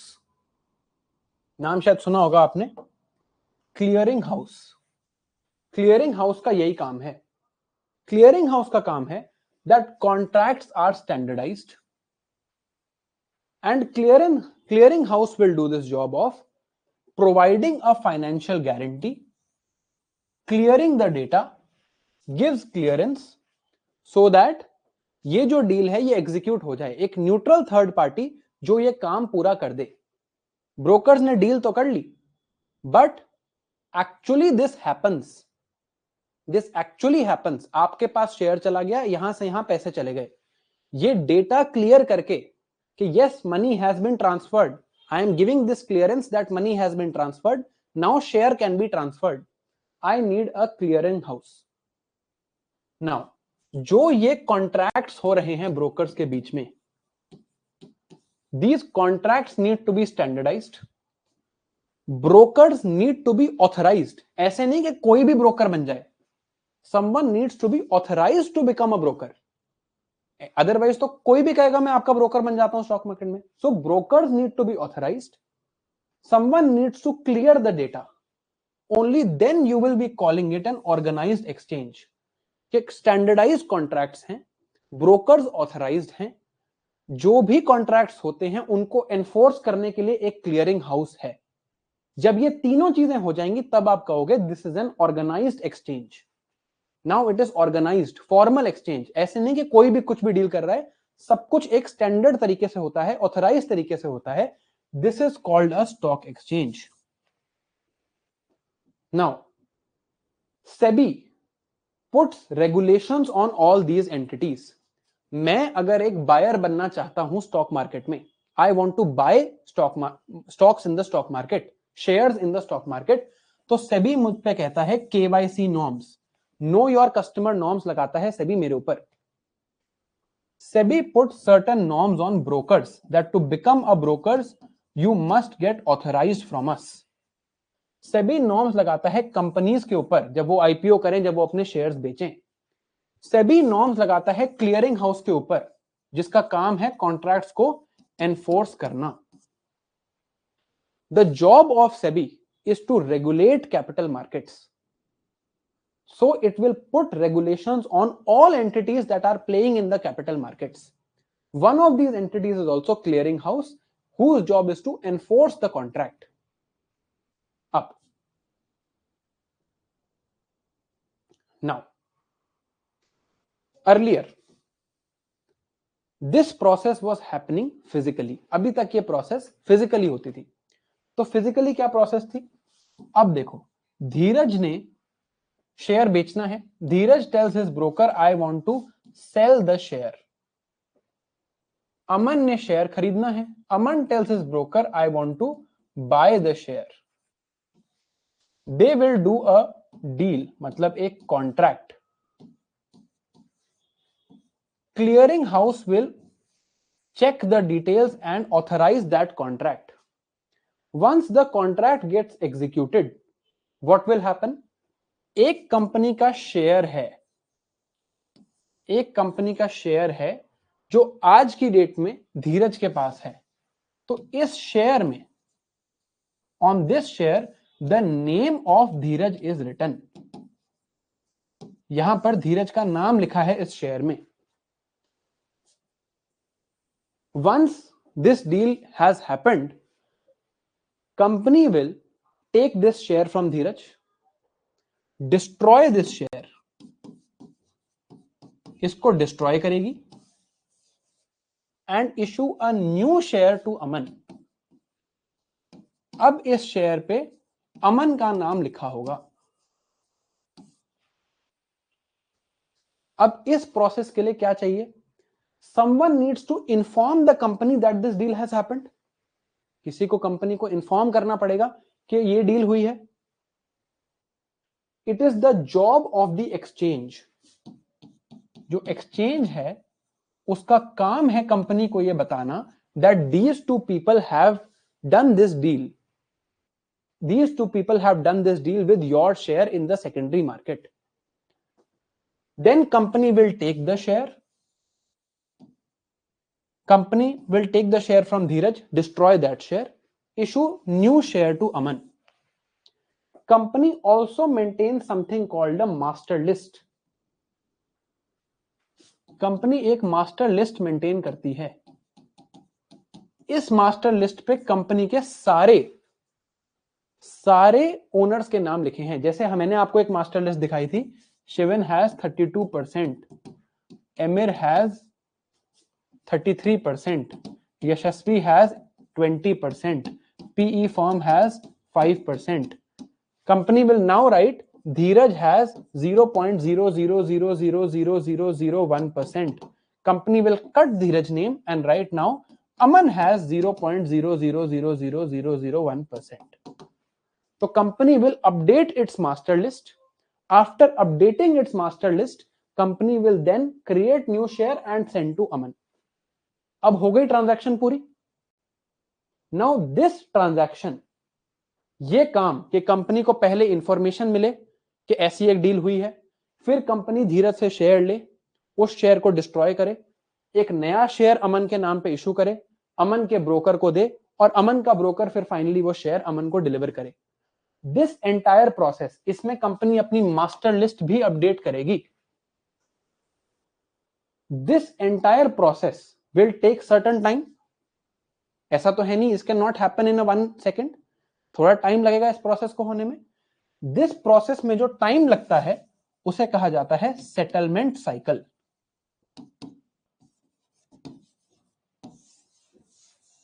SEBI tells what will be the time for this settlement cycle. मान लो आज अमन और धीरज के ब्रोकर्स के बीच में डील हुई। Today the deal happens between broker of Aman and Dheeraj. SEBI will say take 30 days. Within 30 days, now all of this transaction, money going from Aman to Dheeraj, share going from Dheeraj to company, company to Aman, updation of master list, all of this has to happen in 30 days. This is called settlement cycle known as T plus 30 settlement cycle. T plus 30 क्यों? T is time of deal. Today deal happens, SEBI says 30 days में इस process को complete करो. Is this clear? ये समझ आया?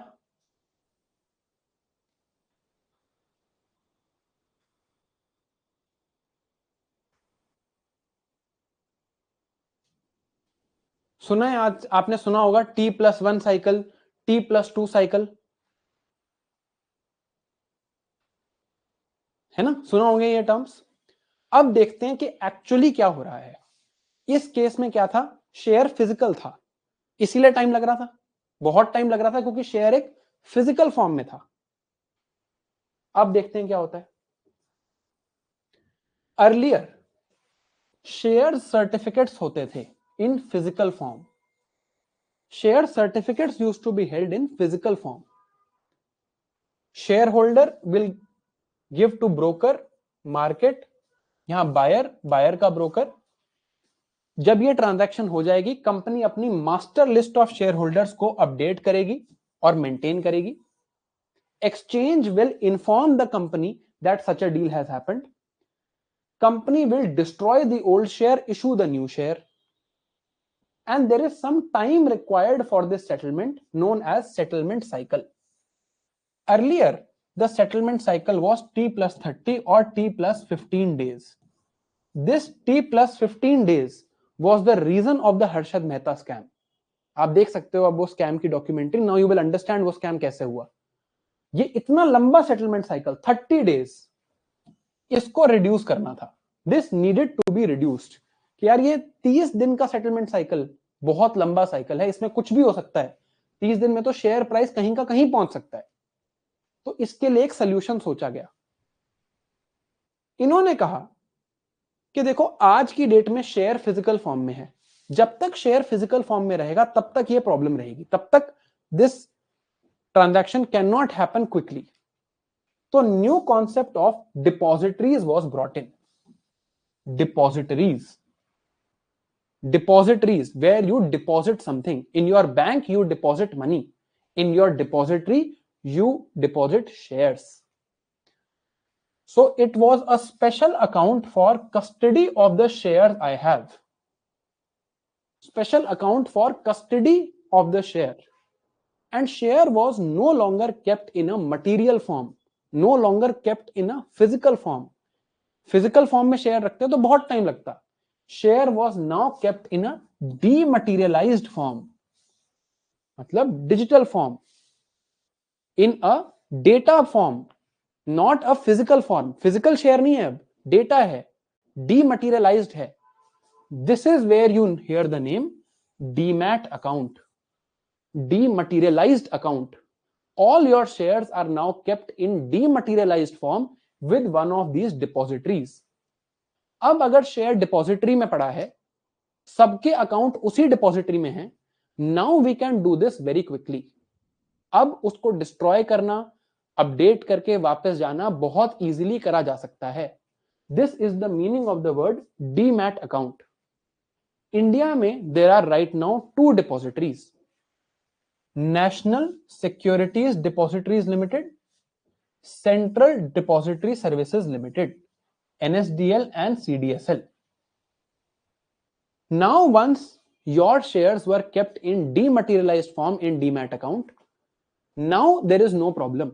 अब ये डेटा है तो ये इजीली इसको ट्रांसफर किया जा सकता है, कंपनी को बताया जा सकता है. It is no longer a physical material, it is dematerialized form. We have converted physical shares into digital form. This dematerialization and introduction of depositories led to a drastic reduction of settlement cycle. पहले T+30 days था, अब T+1, T+2 days हो गया है. Now we have this system T+1, T+2, and it is one of the most advanced systems in the world. Mostly companies have now been onboarded to T+1 system. T+1 मतलब आपने आज share execute किया, कल आपको अपने account में, demat account में वो शेयर दिखने लगेगा. Demat form, is this clear? Demat का मतलब डिपॉजिटरी का मतलब, इज इट क्लियर? ये समझ आया?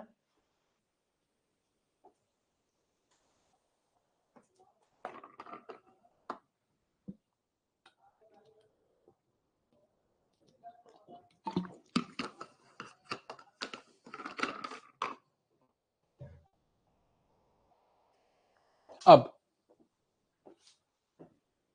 थोड़ा थोड़ा और क्लियर हो रहा है स्टॉक मार्केट? समझ आ रहा है स्टॉक मार्केट एक्चुअली है क्या, क्या चलता है यहां पे? Is it becoming more and more clear? Now why don't we have T+0 company account? हम T+0 क्यों नहीं कर लेते फिर? T+0 is becoming very costly for the company. Companies के लिए T+0 काफी कॉस्टली है, क्योंकि अभी मैंने शेयर एग्जीक्यूट किया, हो सकता है मैं 10 मिनट बाद ही बेच दूं. कंपनी को बहुत बार अपनी मास्टर लिस्ट अपडेट करनी पड़ेगी. तो हम कंपनी को कहते हैं कि जितनी भी ट्रांजैक्शंस एक दिन में हुई, हम आपको, एक्सचेंज आपको बता देगा, उसके बाद आप अपनी मास्टर लिस्ट अपडेट कर देना, अगले दिन शेयर ट्रांसफर कर देना. So we have T+1 system. T+0 will become very costly for the company because they will have to constantly update the master list. So they will have to design a software जो हर second पे master list update कर रहा है. And so many shares are there. हमने देखा था SP private limited के 100 करोड़ शेयर्स थे. Then that becomes a problem. Now to operate in the stock market I needed a broker.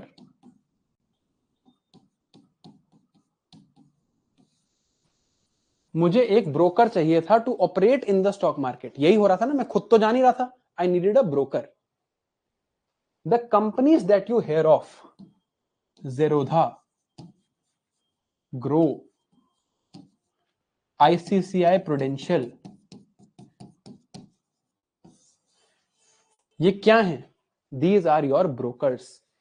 When you open an account with Zerodha for trading, आपने Zerodha की coin app download करी, अब आपको trading करनी है. It automatically opens 2 accounts for you. One is your trading account with the broker. One is your demat account with CDSL NSDL. Trading account में you will put money. Trading account में you will put money. Broker will then take this money and execute trades in the stock market.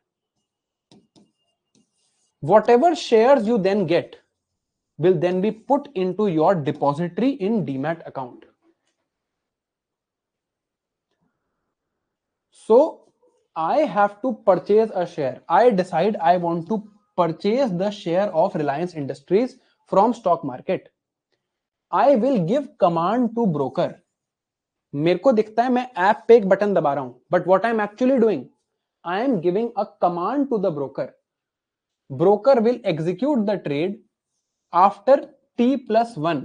आज मैंने अभी execute किया, एक दिन बाद मेरे डीमैट अकाउंट में ये शेयर मुझे दिखने लगेगा in a digital form.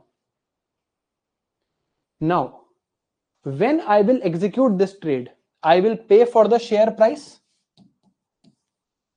Let's say 1251 और 1249 इज द शेयर प्राइस. मुझे एक शेयर खरीदना है, आई विल पे 1249 रुपीज. बट मेरे पैसे इससे थोड़े से ज्यादा लगेंगे. कैसे लगेंगे? ब्रोकरेज फीस लगेगी, सिक्योरिटीज ट्रांजैक्शन टैक्स लगेगा, ये हम गवर्नमेंट टैक्सेशन में देखेंगे. शेयर का जो प्राइस है वो लगेगा. The exchange will charge certain fees for me. मैं एक्सचेंज में ऑपरेट कर रहा हूं, तो एक्सचेंज एक फीस चार्ज करेगा, सेबी एक फीस चार्ज करेगा, स्टैंप ड्यूटी मेरे से चार्ज होगी जो स्टेट चार्ज करेगा. It will cost all of this. 1249 का शेयर अगर मुझे खरीदना है, मेरे पैसे अप्रोक्सीमेटली 1300 लगेंगे. जो 50 रुपीज हैं वो इन सब में स्प्लिट होंगे. ब्रोकर को कुछ पैसे जाएंगे, सेबी को कुछ पैसे जाएंगे, एक्सचेंज को कुछ पैसे जाएंगे, सिक्योरिटीज ट्रांजैक्शन टैक्स लगेगा, टैक्स लगेगा इस ट्रांजैक्शन को करने के लिए. और स्टैंप ड्यूटी लगेगी। Now next word is depository participant.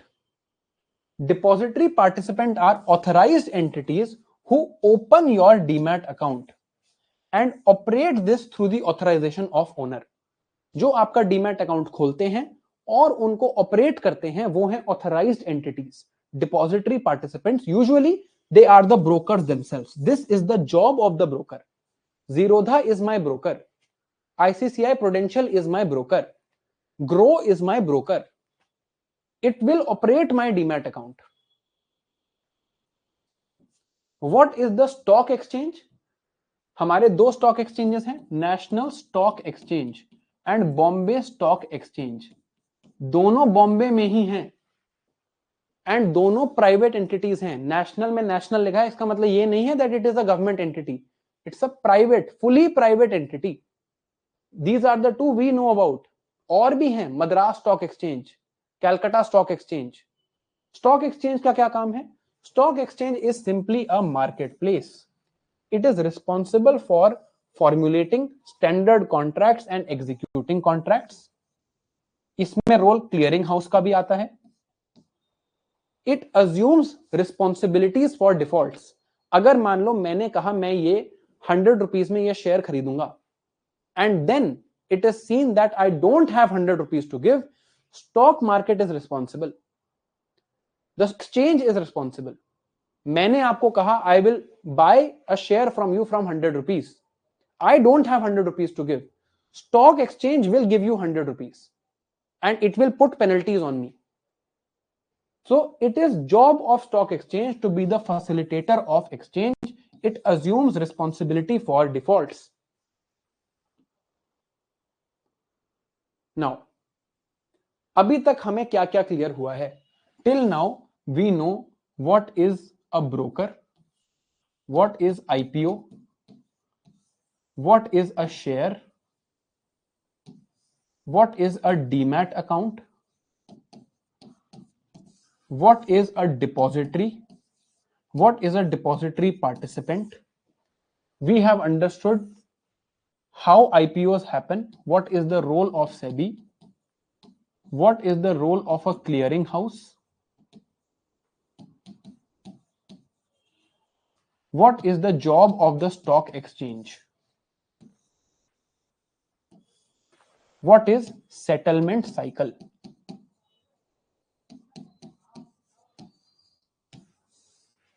समझ आया?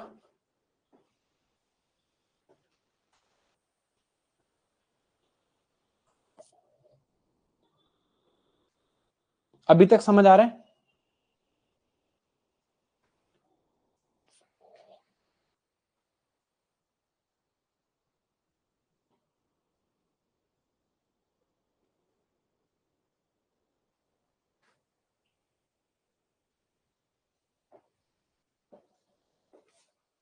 थोड़ा क्लियर हुआ स्टॉक मार्केट कैसे ऑपरेट करती है? Is it getting a bit clear how stock market operates? Now how is the share price decided? ये बता के फिर मैं आपको इंडेक्स बताऊंगा। हमने सुना है सेंसेक्स, निफ्टी, ये हम समझेंगे। पहले हम समझते हैं how is the price of any share decided. कैसे डिसाइड होता है प्राइस ऑफ एनी शेयर? हमने याद है लैंड के बारे में पढ़ा था, एसेट प्राइसेस, लैंड प्राइसेस। आज ये शेयर 10 रुपए का है। Today this share is ₹10।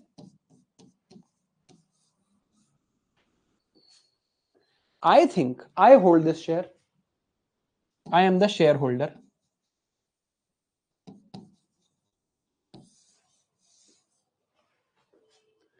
This share is of, let's say, Reliance. ये Reliance का शेयर है। Companies that are traded publicly, companies that are traded publicly, ये public trade हो रही है, Reliance is traded publicly. Companies that are traded publicly, they are supposed to publish their results every quarter. Every quarter they will publish their results.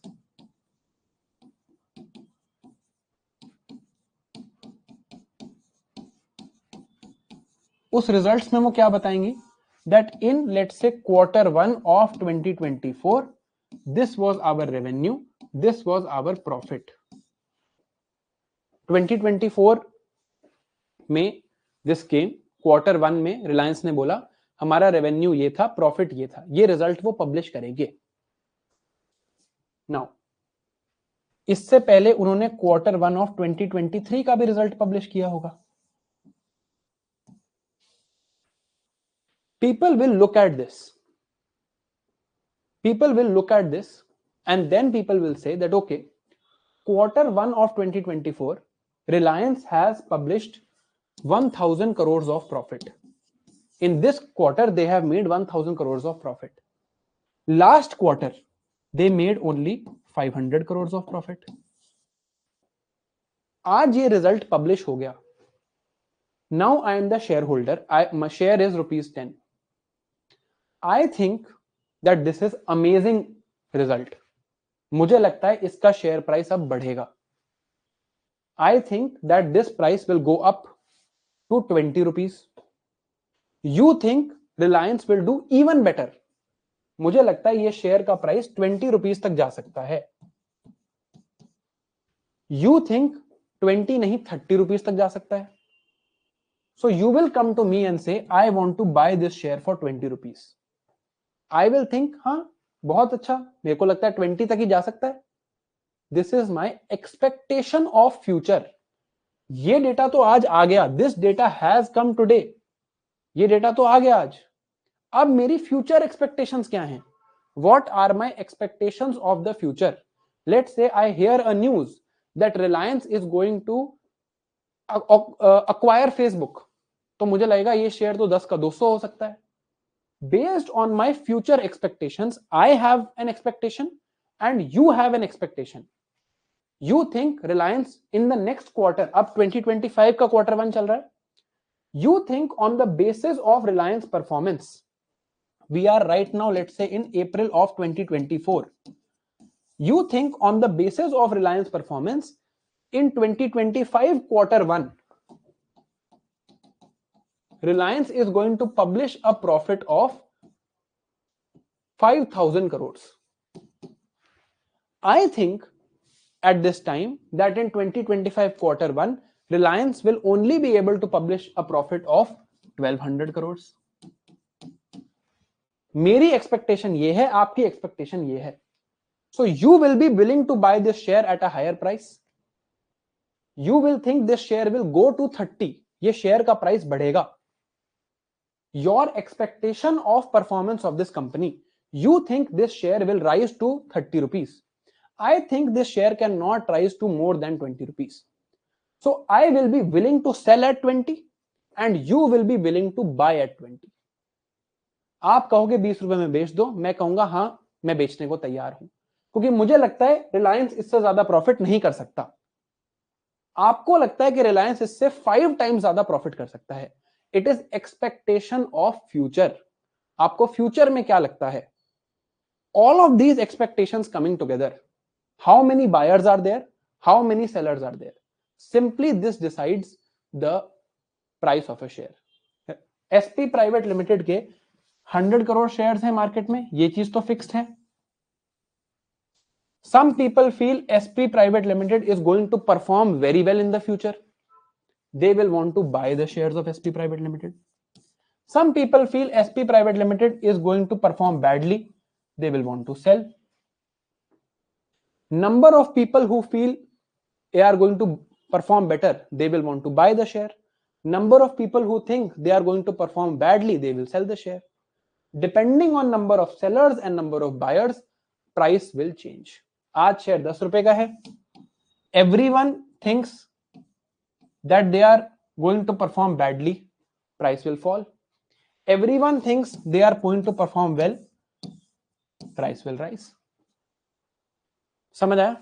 Your future expectation of performance, not today's performance, आज का performance पे तो ये price है ही, future expectation of performance. समझ आई ये बात?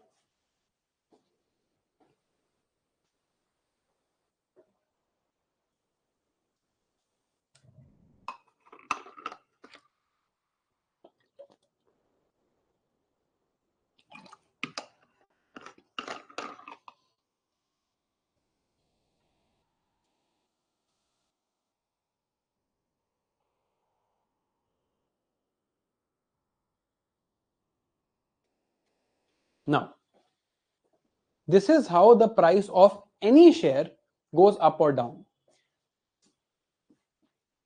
From this, I can say that in the last 5 days, this is the graph of Reliance Industries in last 5 days.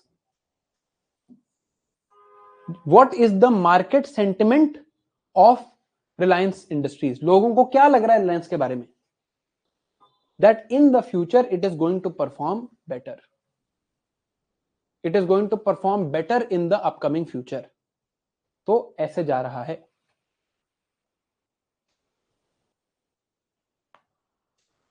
ये देखो.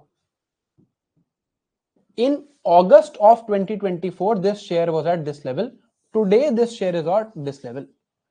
August 2024 में what was the expectation? August 2024 में क्या expectation थी? What was the expectation of people in August 2024? That they are not going to do well. So everyone started selling the share. Everyone started selling the share price fell. Since last 5 days, everyone has started buying the share price will go up. Now, यहां से ये कहां जाएगा? This simply depends on what everyone expects. तो share market में ये decide करना कि प्राइस विल गो अप और down, it depends on how much you can estimate what people are expecting. आप क्या एस्टिमेट कर सकते हो कि लोग क्या एक्सपेक्ट करते हैं. Therefore please stay away from the stock market. People who can get this expectation right are traders who are paid tons and tons of money. आपको आइडिया भी नहीं है कितना पैसा मिलता है ट्रेडर्स को. You might think कि आपको पता है, आपने न्यूज देख ली और आप न्यूज देख के समझते हो कि शायद मैं एक दो बार इन्वेस्ट करूं और मैं सही हो जाऊं. It is purely a matter of luck. There is no way you, even I call myself financially illiterate as far as stock market is concerned. मैं भी नहीं बता सकता सारा पढ़ के भी ये ऊपर जाएगा या नहीं जाएगा. It is an immensely complex task. तो प्लीज खुद के पैसे यहां पर ना लगाएं. If you have to give it to a trader, you are not qualified to buy stock. क्योंकि ये आज का डेटा नहीं है. मान लो आज एक न्यूज आ जाए, today some news comes in the newspaper. Price is not dependent on today. It is dependent on future expectation. आज की न्यूज तो आ चुकी ना, आज की न्यूज से तो प्राइस चेंज हो चुका. It is dependent on future expectation. Future expectation, आगे क्या होगा. So please stay away from investing in this. ठीक है. Nobody knows where the stock is going to do other than people who have done immense analysis of a company. It's called forensic analysis. आप balance sheet पढ़ो, records देखो, board meetings की summaries पढ़ो कि board meetings में क्या decide हो रहा है, then you can be able to say. उससे पहले आप नहीं बता सकते. ठीक है. many people I know have lost money in the stock market. 98% investors lose money in the stock market over a long term. Okay. Now, let's take a break for 3 more minutes. And now we will understand what is Sensex after this.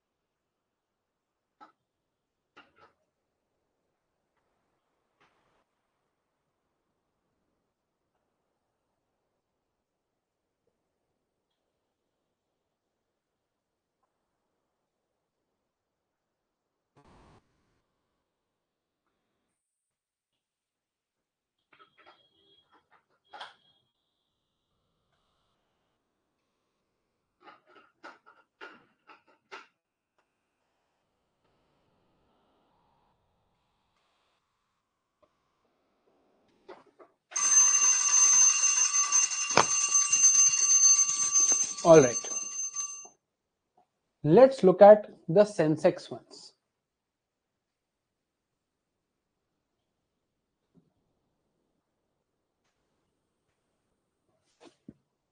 अब ये देखो, Sensex क्या है?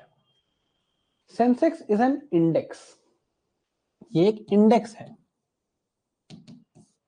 ये किसी company का share price नहीं है। This is a index, right? हम सुनते हैं सेंसेक्स ऊपर चला गया, Sensex went down, Sensex went up. Now we are going to understand what is Sensex and what is Nifty. ये कैसे हैं और कैसे ऊपर नीचे जाते हैं, कैसे इनकी वैल्यूज ऊपर नीचे जाती हैं। This is what we are going to understand now.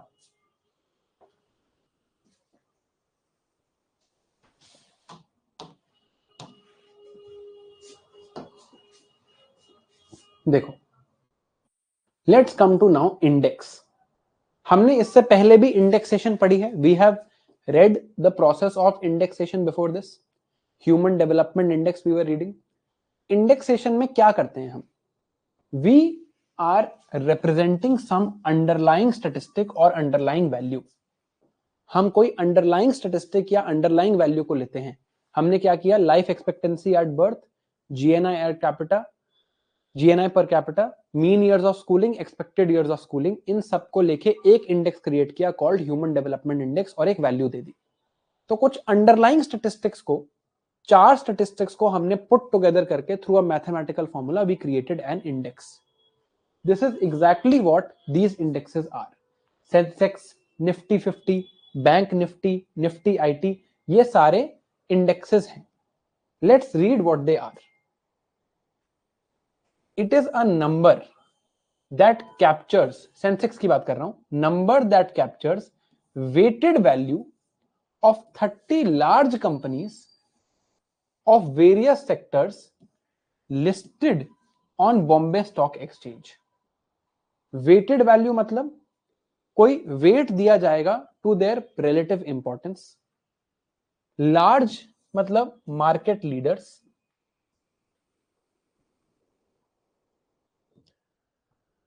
Thirty ही क्यों? This is decided by the person who has created this index. Listed मतलब companies that are publicly traded, जैसे कि Reliance. Now, how is this weightage decided? It depends on relative weight of sector in the economy and relative weight of company in the sector. देखते हैं how is the Sensex constructed. Economy को मैंने पहले, हमारी पूरी economy को मैंने पहले डिवाइड किया into 8 sectors.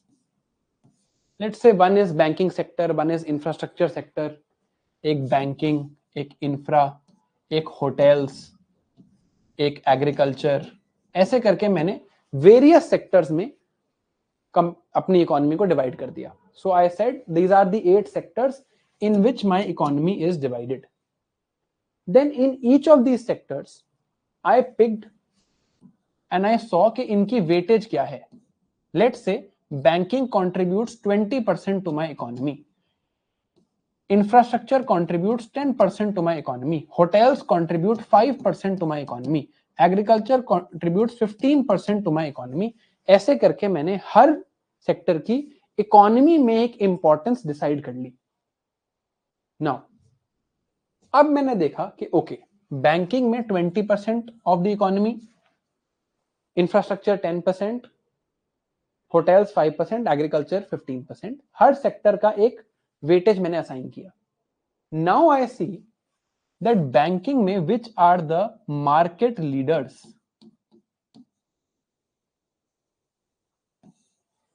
Let's say market leaders are SBI and HDFC, and these are companies that are publicly traded. Bombay Stock Exchange पे ये companies publicly traded हैं. So I will say out of this 20%, मैं 3 market leaders देखता हूं, SBI, HDFC and ICICI.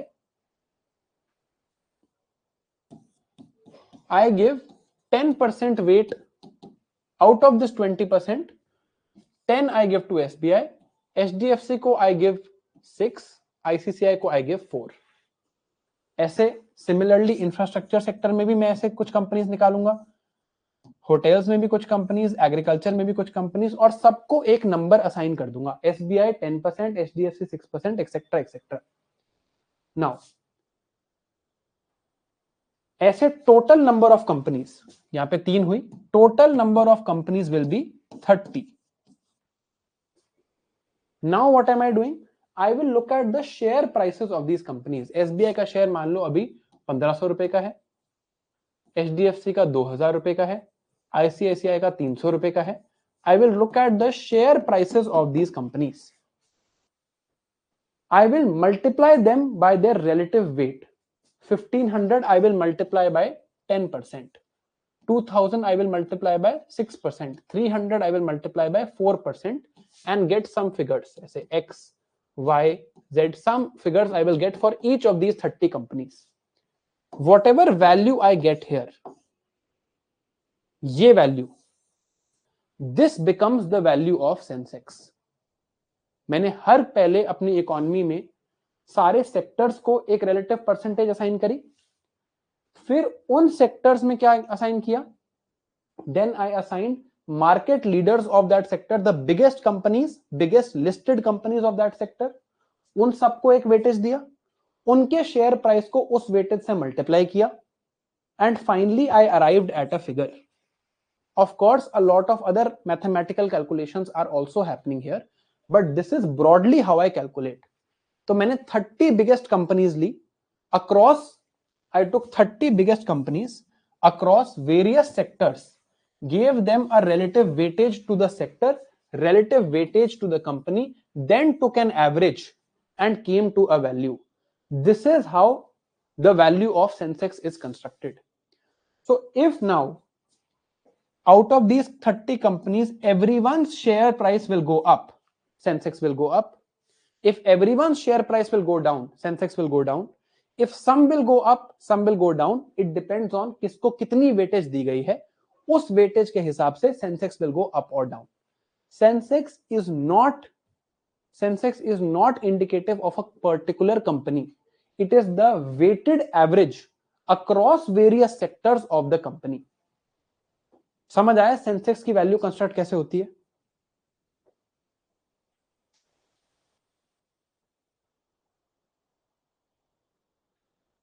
Absolutely not required for you to know कि weightage कैसे दी जाती है. बिल्कुल इसमें जाने की जरूरत नहीं है कि वेटेज कैसे दी जाती है. The idea should be clear to you कि वेटेड एवरेज दी जाती है. Now this is Sensex. Sensex is 30 largest companies in various sectors listed on Bombay Stock Exchange. Who has created this? Bombay Stock Exchange has created this index. Similarly, there is Nifty. Nifty index is created by National Stock Exchange and it is called Nifty 50 because it looks at 50 largest companies weighted average across various sectors. ऐसे there is something called Bank Nifty. Bank Nifty will only look at banking companies. It will, let's say, take the average of 30 banks, weighted average of 30 banks, and the index will be constructed. अब look at the performance of Sensex. ये Sensex है. Let's see in last 6 months what has happened. In last 6 months, Sensex has first, it was around 80,000, then it went down. Then it climbed up, then it went down, climbed up, went down, now climbed up. ये जो चीज हो रही है, ये क्या है? Relative weight of various companies is checked. बाकी सारी कंपनीज जो सेंसेक्स में अब पार्ट होंगी, जो 30 होंगी, उनसे वेट चेक होगा. हमने आज तक जो इंडेक्सेस देखे हैं, जैसे हमने ऐसे ही एक वेटेज कंस्ट्रक्ट की थी when we were studying poverty. तब भी हमने एक वेटेज, एक बास्केट कंस्ट्रक्ट की थी. Similarly here also that is being done. Even Sensex has a base year. Let's say base year is 1979. तो 1979 में इन 30 कंपनीज का क्या शेयर था और आज क्या शेयर है, that will reflect value of Sensex. That is what happens. This is the idea. हमें सिर्फ ब्रॉडली ये पता होना चाहिए कि सेंसेक्स कंस्ट्रक्ट कैसे होता है, ऊपर नीचे जाता है, that is not of our concern. ठीक है. Now why are these indexes constructed?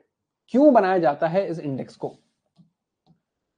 This index is constructed either to track the performance of one sector of the economy, जैसे कि bank Nifty will track the performance of banking sector. Banking सारा sector बहुत अच्छा कर रहा हो तो index ऊपर जाएगा, नहीं तो नीचे जाएगा. Otherwise it is tracking the performance of the economy in general. जैसे Sensex various sectors of the economy, 30 largest companies. So it is tracking the performance of all of these companies in general, not one specific company, overall performance based on relative weightage. Now, index also has a base year, and the index value represents the performance of the companies. Now, अब आपको एक ऐसी बात बताऊंगा जो most लोगों को नहीं पता.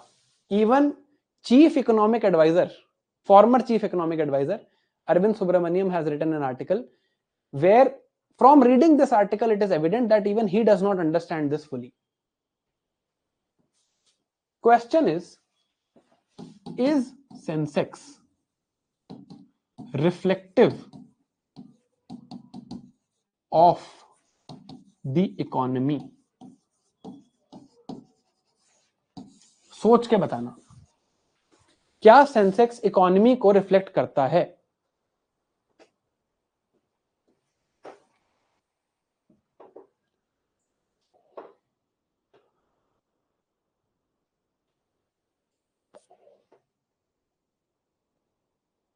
नो यस मत बोलो, रीजन दो.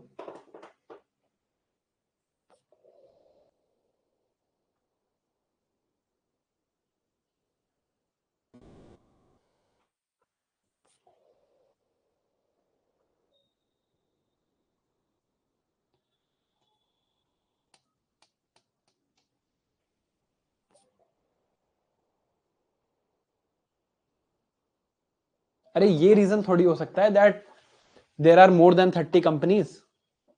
अच्छा चलो, there is one index called Nifty 500. Is this reflective of the economy? ये 500 कंपनीज का डेटा लेता है, 500 largest companies. Is this reflective? अब ये बता दो.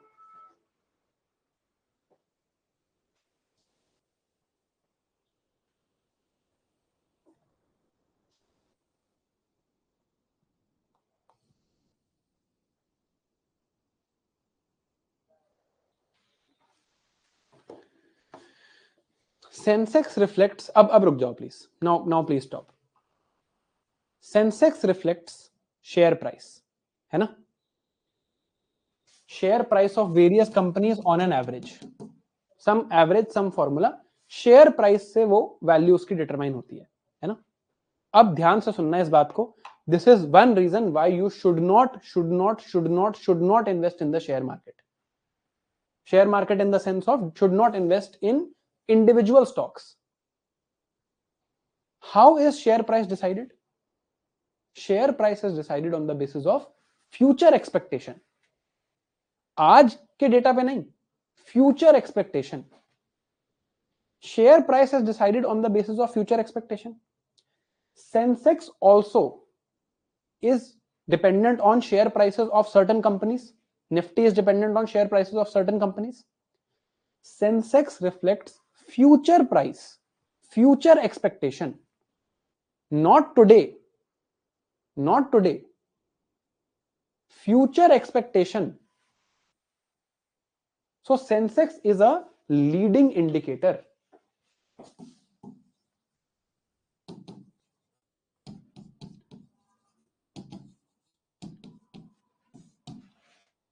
आज मुझे क्या लगता है कि आगे चल के क्या होगा, उसका इंडिकेटर है Sensex.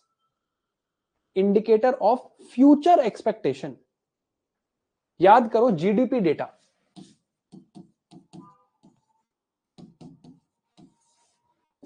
GDP data is published in, let's say, December for the quarter of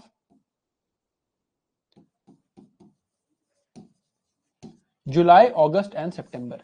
इस क्वार्टर का डेटा दिसंबर में पब्लिश होता है। दिसंबर में जो मुझे डेटा मिला वो पास्ट का डेटा है। आई हैव, क्योंकि we have read how GDP is calculated, there is a method to calculation. I am getting the data of the past, not the data of today. दिसंबर में अगर publish हो रहा है, I am getting data of past, not data of today. GDP data is lagging indicator. मुझे पुराना data मिल रहा है आज. Sensex is a leading indicator. What value of Sensex today reflects what I think will happen in future. आगे चल के क्या होगा. Now, it does not reflect what has happened in the past. It does not reflect what has happened in the past. It is thinking of what will happen in the future. Nifty reflects what I think will happen in the future. GDP data is lagging indicator, reflects the past. Sensex is a leading indicator, reflects the future. समझ आया? Are you able to make the distinction between a leading or lagging indicator?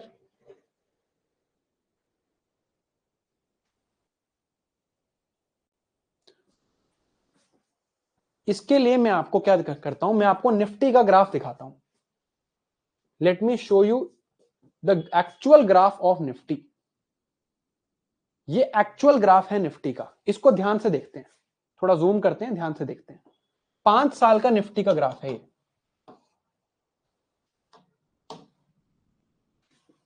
Look at this. On 3rd Jan 2020, Nifty was at 12,000. On 3rd Jan 2020, at this time, Nifty was at 12,000. This was the value of the index at 3rd Jan 2020.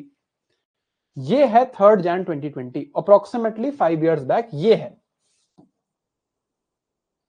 Look at this. This fall close to 7,000. अब देखो क्या हुआ. What happened in March? In March of 2020, lockdown was announced. है ना, सबको पता था Covid is coming. March 2020 lockdown was announced. The moment lockdown was announced, Nifty lost 10% value in 10 minutes.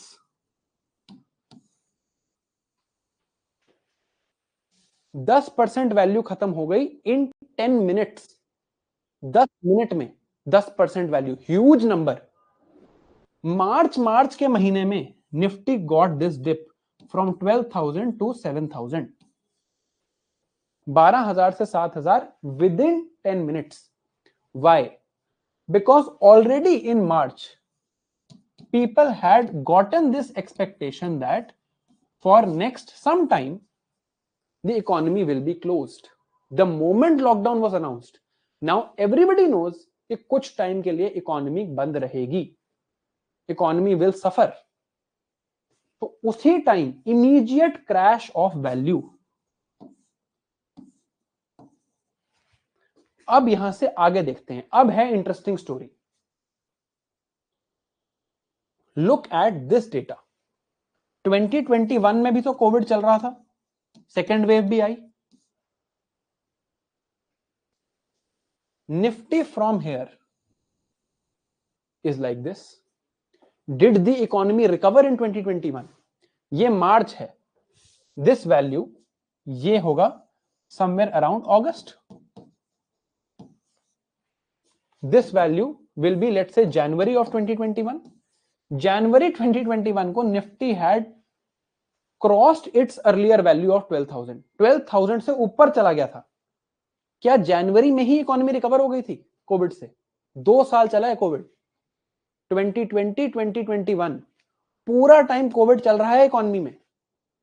Economy बंद है, लॉकडाउन लगा हुआ है, second wave is coming, people are dying because there is lack of oxygen. Nifty is rising. क्यों? क्योंकि ये future expectation है। जैसे ही लॉकडाउन लगा, सबने ये जान लिया कि अब तो इकोनॉमी बंद रहेगी, तो वैल्यू ऑलरेडी इमीडिएटली नीचे आ गई। It did not wait to see what is going to happen in the lockdown. Lockdown का वेट नहीं किया उसने। Everybody now knows that in the future economy will be down. तो फ्यूचर एक्सपेक्टेशन खराब हुई, immediately down. Once this happened, what are people thinking about the economy once they know lockdown has been announced? अब सबको पता है lockdown announce है। अब आप क्या आपको पता है इकोनॉमी की हालत खराब रहने वाली है 1-1.5 साल। ये बात अब सबको पता है। क्रैश हो गया उसी दिन, that single day this value was lost. Now what are people thinking? Now people are thinking कब इकोनॉमी दोबारा खुलेगी, how soon it will reopen. Now expectations are no longer about crash or close down of the economy. Close down तो हो गया ना, close down तो हो गया, तो वैल्यू कम आ गई। क्लोज डाउन होने के बाद लोग क्या स्पेकुलेशन कर रहे हैं, क्या एक्सपेक्टेशन कर रहे हैं? कब दोबारा खुलेगा? When will the economy get back to revival? यही सोच रहे हैं। Therefore people are thinking economy will revive, economy will revive. सबकी एक्सपेक्टेशन है that economy will revive. Even though the economy does not revive, Nifty keeps climbing. Now look at this graph. ये same graph है। Nifty has not looked back since, because people are expecting that Indian economy will do well in future. Expectation of future is reflected here, not current status. तो जब आप अखबार में news पढ़ो कि let's say tomorrow in the newspaper you read Reliance industries, उनकी जो कोई रिफाइनरी है जामनगर में वो बहुत प्रॉफिटेबल हो गई है, and you think after reading this news now I will buy share of Reliance, please don't buy. क्योंकि वो इंफॉर्मेशन ऑलरेडी प्राइस इन हो चुकी है। आगे की वैल्यू अब उस पर नहीं डिसाइड होगी, अब आगे की एक्सपेक्टेशन पे डिसाइड होगी। For you to understand future expectation, you will have to learn a lot about how companies work. आप एक दो बार तुक्के से सही हो गए does not mean you understand this valuation. Even I don't understand this. इसलिए I don't buy stocks, individual stocks. समझ आ रही है बात? Economy in 2021 is not doing well. 23% contraction of GDP. Nifty is rising. क्यों? बिकॉज फ्यूचर एक्सपेक्टेशन, लोगों को लगता है ठीक हो जाएगा कभी ना कभी, नॉट टुडे, आगे का इंडिकेटर है ये। इसमें एक और पैटर्न है, एक और चीज है। कुछ लोग दिखाते हैं चार्ट पैटर्न्स। ये भी देखा होगा आपने, बहुत चलता है यूट्यूब पे। ये रेजिस्टेंस है, सॉरी ये सपोर्ट है, ये रेजिस्टेंस है, यहां पर आए तो बाय कर लो, यहां पर स्टॉप लॉस लगा दो। This is nothing but astrology. इसमें कुछ भी सच्चाई नहीं है, ठीक है? There is no truth in these chart patterns. These chart patterns might be helpful for someone who is a full-time trader. They are not helpful for you. Full time trader में ये सिस्टमैटिक डिसीजन मेकिंग के लिए helpful हैं। अगर आप full time trading करो, आप नहीं देख सकते चार्ट पैटर्न्स और बता सकते कि क्या होने वाला है, तो please stay away from these things, ठीक है? नाउ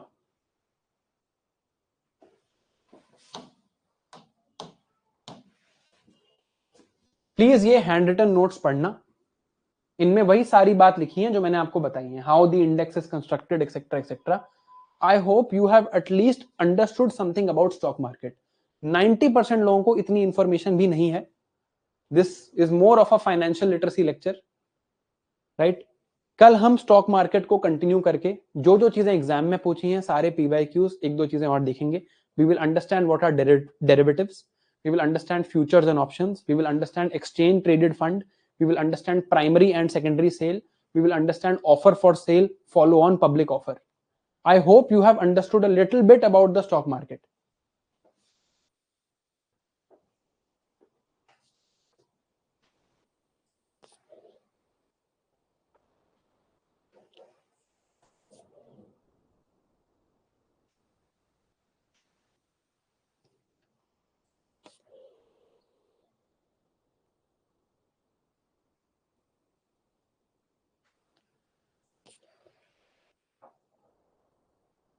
ठीक है। अब अब अब दो तीन चीजें रह गई थी। पहले let's understand something called median decile.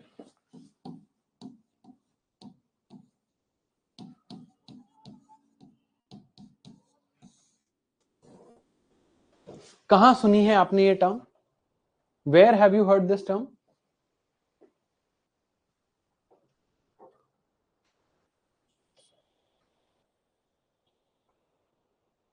Where did you hear this term median decile? कहां सुना आपने ये?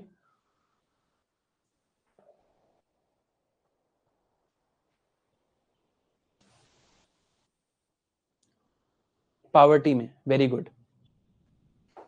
कोई नहीं पढ़ रहा ना तुम में से हैंड रिटन नोट्स, बस क्लास में आते हो, don't revise when you go home. Poverty में भी when we were thinking of behavioural poverty.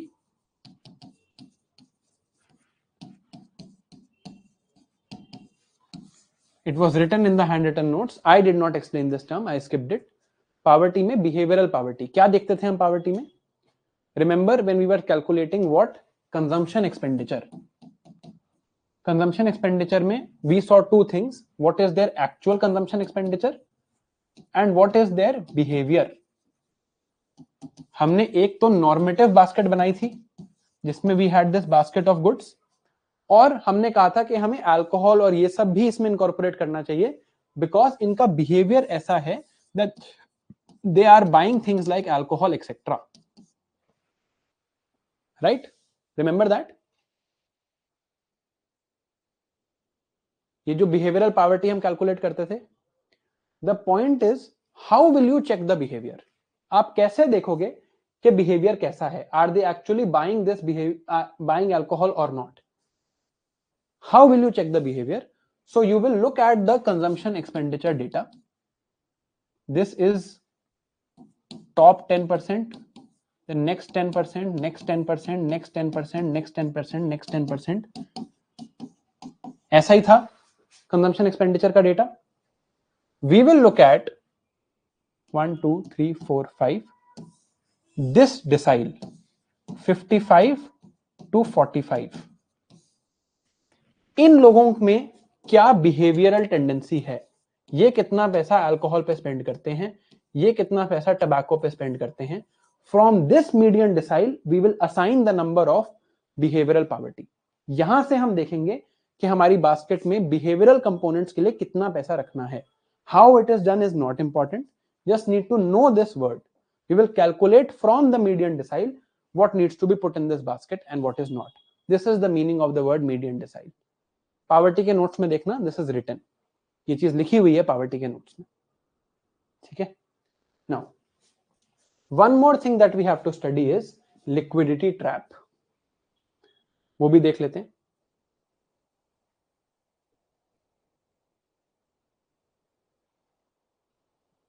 I hope the notes are here.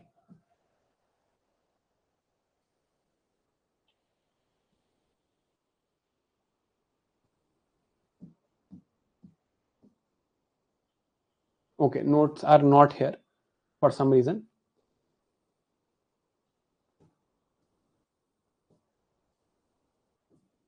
Yeah.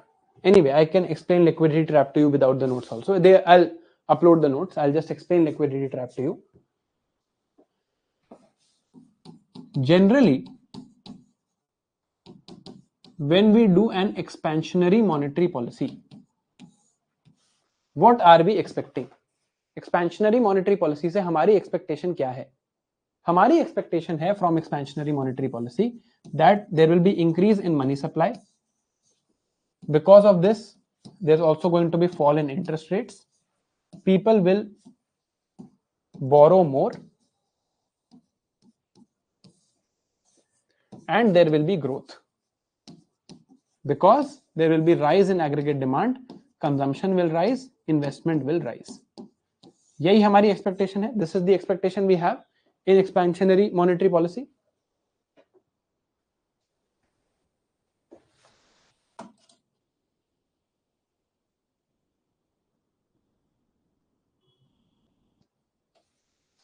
यही हम एक्सपेक्ट करते हैं ना.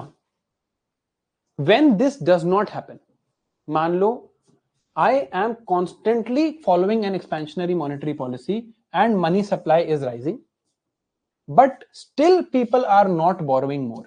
This does not happen. This does not happen. हमने देखा था graph of demand of money and demand, graph of supply of money, graph of demand of money and money supply. Money supply is already reached this point. I am increasing the money supply from here to here, but the demand of money is not changing. मैंने बहुत ज्यादा money supply बढ़ा दी, but लोग बोरो अभी भी नहीं कर रहे. People are still not borrowing. इसके बहुत सारे रीजंस हो सकते हैं. That people think that there is going to be deflation. In the future, prices are going to fall even more. So I should not spend now. I should not borrow now. People think that some negative event is going to happen in the future. Economy is going to fall in the future. So I will not borrow more. I will not spend more. I will keep on saving. Now, what is the condition? There is excess liquidity in the economy. But I am trapped in this condition of excess liquidity. I am not able to actually increase the growth. I am not able to increase growth, but there is excess liquidity in the economy. I am now in a liquidity trap. समझ आया? Is this clear? What is the meaning of the word liquidity trap? This is exactly what liquidity trap is. Notes में it's given in the notes. एक बार read कर लेना. You'll understand that. ठीक है? Now, कल class रखनी है. I want to keep a class tomorrow. If you guys are willing, we will keep one class tomorrow and finish stock markets. उसके बाद we will be left only with two topics, budget and international economics. That should take 3 more, and then we will end this course then, right? So 3 more after tomorrow. If you are willing, let's keep a class tomorrow and let's understand the other things also, है ना? तो कल भी एक class रख लेते हैं at 4:30.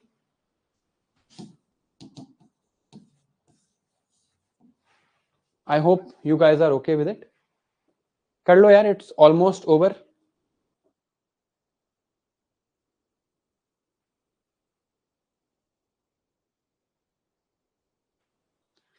$4:30 रख लेते हैं यार. मॉर्निंग में आप लोगों का टेस्ट होता है, आप टेस्ट देना. मॉर्निंग में you have a test to give also. Will keep it at 4:30 tomorrow. And जो भी टॉपिक्स अब हमारे बचे हैं स्टॉक मार्केट के, दैट विल फिनिश टुमारो. ठीक है? अब एक काम हमें करना है, which is of that one job is of GS3 questions. जो आप लोगों ने क्वेश्चंस लिखे हैं, किसी का नाम नहीं दिखाऊंगा मैं. I will just review these questions now. जो आपने क्वेश्चंस लिख के भेजे थे उन्हीं को रिव्यू करूंगा. Let's take a 5 minutes and after this I will do this review.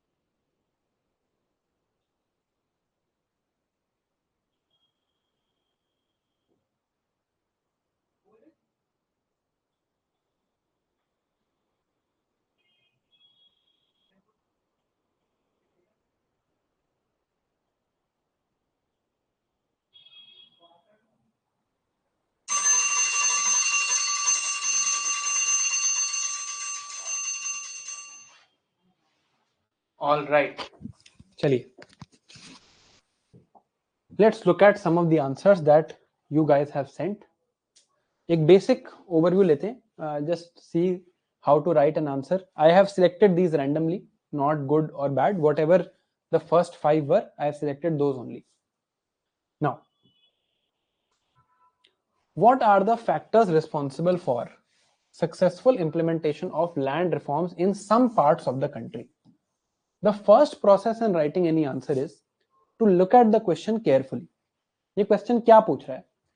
Factors responsible for successful implementation of land reforms in some parts of the country. ये इंपॉर्टेंट है यहां पर कि कुछ ही पार्ट्स में लैंड रिफॉर्म सक्सेसफुल हुए. इसी साल के मेंस का क्वेश्चन है. आपने अगर एग्रीकल्चर के लेक्चर देखे हो तो I have taught you this also. Let's see. Question starts with land reforms is a collection of policies and measures aimed at addressing issues related to land ownership, tenancy, distribution and land use. Fair enough. Factors responsible for successful implementation. This is something you should never do. इस पे penalty marks मिलते हैं. आपको सब heading बनानी है तो आप ऐसी सब हेडिंग बना दो. Write in 2 lines. That is okay. But this you should never do. Now, आगे क्या लिखा है? Political will and strong leadership. Indian national movement brought ideas of equality among masses that was reflected in Karachi session of INC. This is also generally not a good idea. Now, question क्या पूछा था? Successful implementation of land reforms. लिखना क्या था? Political will. This is a good point. But अगर मुझे यहां पर political will लिखना है, what should I mention here? Ideally क्या mention होना चाहिए यहां पे? I should mention the states of Kerala and West Bengal. Kerala, West Bengal को अगर मैं mention करूंगा, then it will be the right answer. Right? In states में political will थी. This should have been written here. Not about Karachi session. आगे देखते हैं. Peasant solidarity. Movements like Tebhaga and Telangana proved to be a great source of peasant demands. नहीं, great source of peasant solidarity. उस हिसाब से ठीक है. Tebhaga and Telangana movement did lead to peasant solidarity. That's fine. But peasant demands के लिए great source does not make a lot of sense. Government machinery. Abolition of zamindari and land redistribution after independence. This is not very relevant here. हमें पूछा है factors responsible for successful land reforms. What made land reforms successful? हमें पता है कि land reforms were of 3 types. Detail में नहीं जा रहा हूं. I've already you have seen this videos. Land reforms 3 types के थे. Zamindari abolition was there. Zamindari abolition क्यों सक्सेसफुल था? Because there was political backing and social backing to it, and in some parts of the country it was implemented properly. अगर आपको पता है कि land reforms में मेनली ये 3 चीजें हुई हैं, zamindari abolition has happened, tenancy reform has happened, right specifically for every land reform. Why was zamindari abolition successful? Why tenancy reform was not successful? Why land sealing was not successful, ये हमें बताना है. Now they are only asking about successful things. तो पहले जमींदारी abolition लिख के इसकी success के बारे में बताओ. टेनेंसी रिफॉर्म जहां जहां सक्सेसफुल हुआ उसके बारे में बताओ. लैंड सीलिंग जहां जहां सक्सेसफुल हुआ उसके बारे में बताओ. That's all that they are asking you. Land reforms successful in certain parts of the country. What were the factors responsible. इस लैंड रिफॉर्म के सक्सेसफुल होने के क्या फैक्टर थे, ये जहां भी सक्सेसफुल हुआ उसके क्या फैक्टर थे, ये जहां भी सक्सेसफुल हुआ उसके क्या फैक्टर थे. That is all that was required of us here. Gandhian tone. One and only country to implement land reforms without any violence. This is a good point, that we have a Gandhian idea, but are we the only country? That I also would have to check. But the point here is fine, that we have a Gandhian spirit of non-violence, and under that there was Bhudan and Gramdan movement. This is decent. Environmental concerns.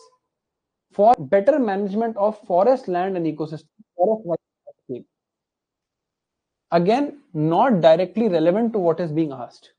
ये पूछ रहा है कि जो land reforms हुए थे उनको successful करने के क्या फैक्टर्स थे. Women empowerment helped in bringing women at par with men in terms of land ownership. For example, Hindu Succession Act. This is what was the land reform.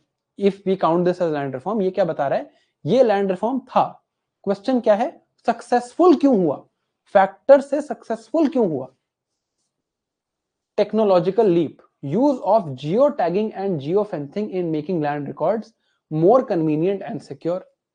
This is again talking about what is the land reform we are doing. Why were land reforms successful in some parts of the country में क्या बताना होगा. ये 3 land reforms थे, ये इन parts में successful थे और इसीलिए सक्सेसफुल थे. What is missing now? A conclusion is missing here. Still, whoever has written this answer, I would like to praise you for your effort that you actually wrote and you understood कि क्या करना है. I hope you are able to understand now what would have been done differently. Think about the question first. Question is asking, why were land reforms successful in some parts of the country? Elaborate. You will say land reforms are these. These are the 3 types of land reforms. In these 3 types of land reforms, zamindari abolition was successful in these parts because of this reason. Tenancy reform was successful in these parts because of this reason. Land sealing was successful in these parts because of this reason. समझ आ रहा है क्या चाहिए था. Now, however, land reforms were failure in some parts due to loopholes in law, inaccurate land records, adverse land-man ratio, ineffective tenancy reforms, oral and unrecorded tenancies. Although land reforms were partially successful, they brought socio-economic equalities in India and society and helped in reducing poverty. Second part of answer is still decent. That yes, they were successful in some part, they were not successful in other parts because of. Then conclusion. वैसे ये question 10 marker है. अगर 10 marker question होता जैसा आया exam में तो इस पार्ट की जरूरत नहीं है. But if it is a 15 marker, then this part is also needed. Did you understand something? Did you understand something from this question?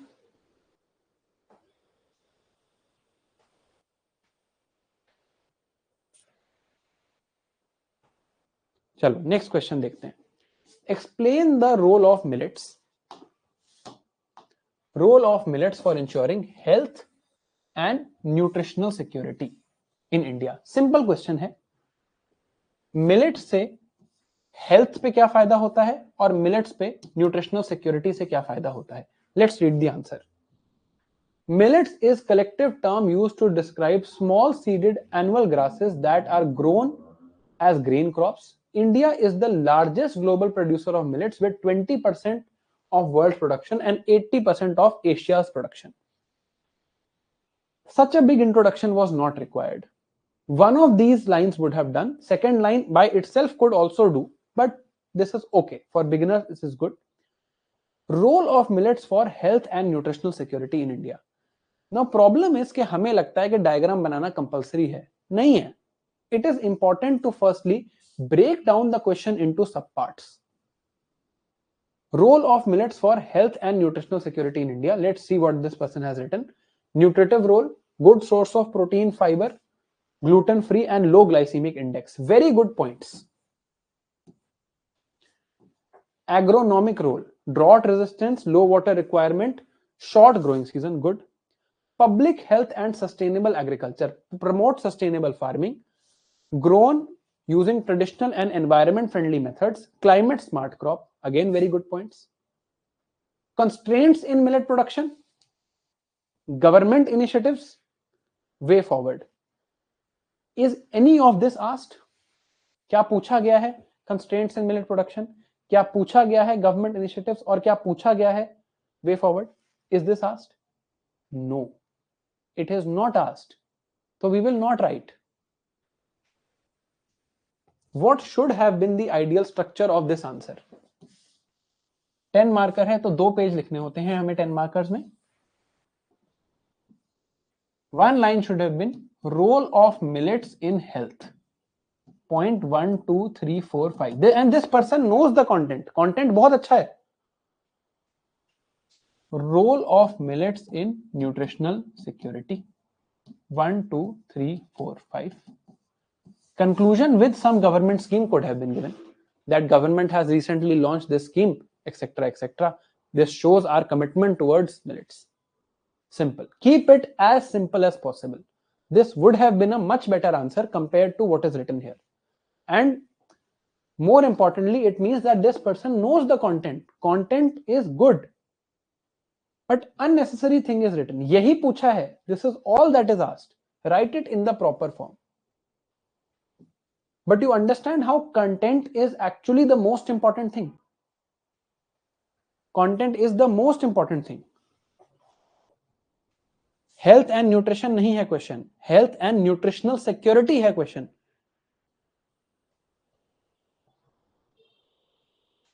समझ आया कि कंटेंट की इंपॉर्टेंस क्या है?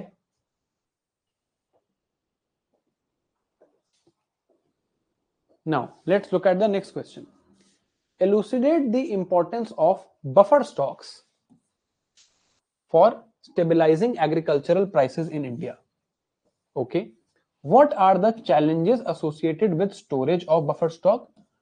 Discuss. इस क्वेश्चन का आंसर कैसे लिखा जाएगा? पहले आप बताओगे कि बफर स्टॉक से एग्रीकल्चरल प्राइसेस कैसे कंट्रोल किए जाते हैं. फिर आप बताओगे challenges of buffer stock and you can't and here. फिर आप बताओगे वे फॉरवर्ड और recommendations of some committee like I have taught you about Shanta Kumar committee recommendations. Now let's read. From the last 4-5 years, Food Corporation of India has stored double the grain that prescribed buffer limit. See, there is a grammatical fault here which is not good. ऐसा grammatical fault नहीं होना चाहिए. You want to write the data, write it properly. Importance of buffer stocks. Stabilizing price. Act as safeguard during price volatility. Food security. This was not asked. Only the importance of buffer stock. अब यहां पर क्या है, सब heading ही गलत बनी है, इसीलिए आंसर में रेलेवेंट पॉइंट्स नहीं आएंगे. सब हेडिंग क्या होनी चाहिए? Role of buffer stock in price stability. अगर ये सब हेडिंग बनेगी तो आप ऑटोमेटिकली अच्छे पॉइंट्स लिखोगे. उन्होंने इंपॉर्टेंस ऑफ बफर स्टॉक नहीं पूछा, role of buffer stock in price stability पूछा है. यही लिखना है हमें. पहला point is good, decent. Food security, this point is also decent, but it should be written from the point of view of price control. Act as support for farmers by procuring grains at minimum support price. This is not helping control agricultural prices. Market intervention. Correct imbalances during supply shortage or surplus production. This is good point. Export opportunities. Surplus grain during good harvest. Okay, this is also decent. Policy implementation such as NFSA to ensure poor receive subsidized food grain. This was not asked. Price control is asked. आप लिखो buffer stock from the point of view of price तो आपके points ठीक आएंगे. Content is decent, but लिखना price control की तरफ से. Challenges. Storage infrastructure. Modern silos are not sufficient enough. इसकी जगह how would you actually frame this? There are not enough modern silos. old silos are still being used. Cap and plinth storage is still being used. Granary construction has not been done. Lack of coordination among FCI and Consumer Ministry. Never write like this. Between Food Corporation of India and Ministry of Consumer Affairs with regards to dispersal of grains. Political minimum support price dash vote bank politics. Informal way of writing. Political reasons for increasing minimum support price disproportionate to requirement. Content अच्छा है, आपको आता भी है, बस लिखने का तरीका डिफरेंट है. Economic implications, artificial scarcity and inflation. This is a good point, but you have to explain it further. समझाओ इस पॉइंट को. Quality degradation, reduced nutritional value due to store for long period in poor condition. Okay. Transport and logistic challenges and higher economic cost. This also needs to be explained. Solution: implement Food Security Act, Shanta Kumar recommendation. Never write like this. As recommended by Shanta Kumar committee, or solution की जगह write something like way forward. As recommended by Shanta Kumar committee, following steps can be taken. Keeping a buffer storage limit. Outsourcing grain procurement, grain storage, digitalization. ये भी Shanta Kumar committee की recommendation है, तो इसको properly लिखेंगे. Digitalization of system using end-to-end computerization. Very good. Incentive for private sector participation for efficient management. Focus on digitization and integrated approach and on sustainable development. It will ensure stability and food security. ऐसे नहीं, दो बार and नहीं आना चाहिए sentence में. This is not okay. Conclusion should give an overall idea of the question. Things like conclusion here could have been written like buffer stocks are essential for price control. However, the aforementioned challenges must be dealt with as recommended by Shanta Kumar committee. Then only the true benefit of buffer stocks will be able to be reaped. Something like this with better grammar. But again, if this is your first answer, very decent job. Kafi decent job for whoever has written all three. In all three, decent job. But I hope some understanding you have developed कि answer actually कैसे लिखा जाता है. You've understood how actually the answer is written, right? In a systematic manner. कोई यहाँ पर लंबी चौड़ी साइंस नहीं है. You just have to explain to the examiner in a logical form. कोई लंबी चौड़ी काम यहाँ पे नहीं करना है हमें, right? चलो, that brings me to the end of today's class. Thank you for your patient listening. I hope you understood something about stock markets today. You understood how they work. You understood the meaning of various words that are generally played around, but people don't know what they mean. I hope आपको थोड़ा समझ आया. Tomorrow we will have a class at 4:30 and we will finish the topic of capital markets tomorrow. ठीक है, चलिए. All right. Have a good evening.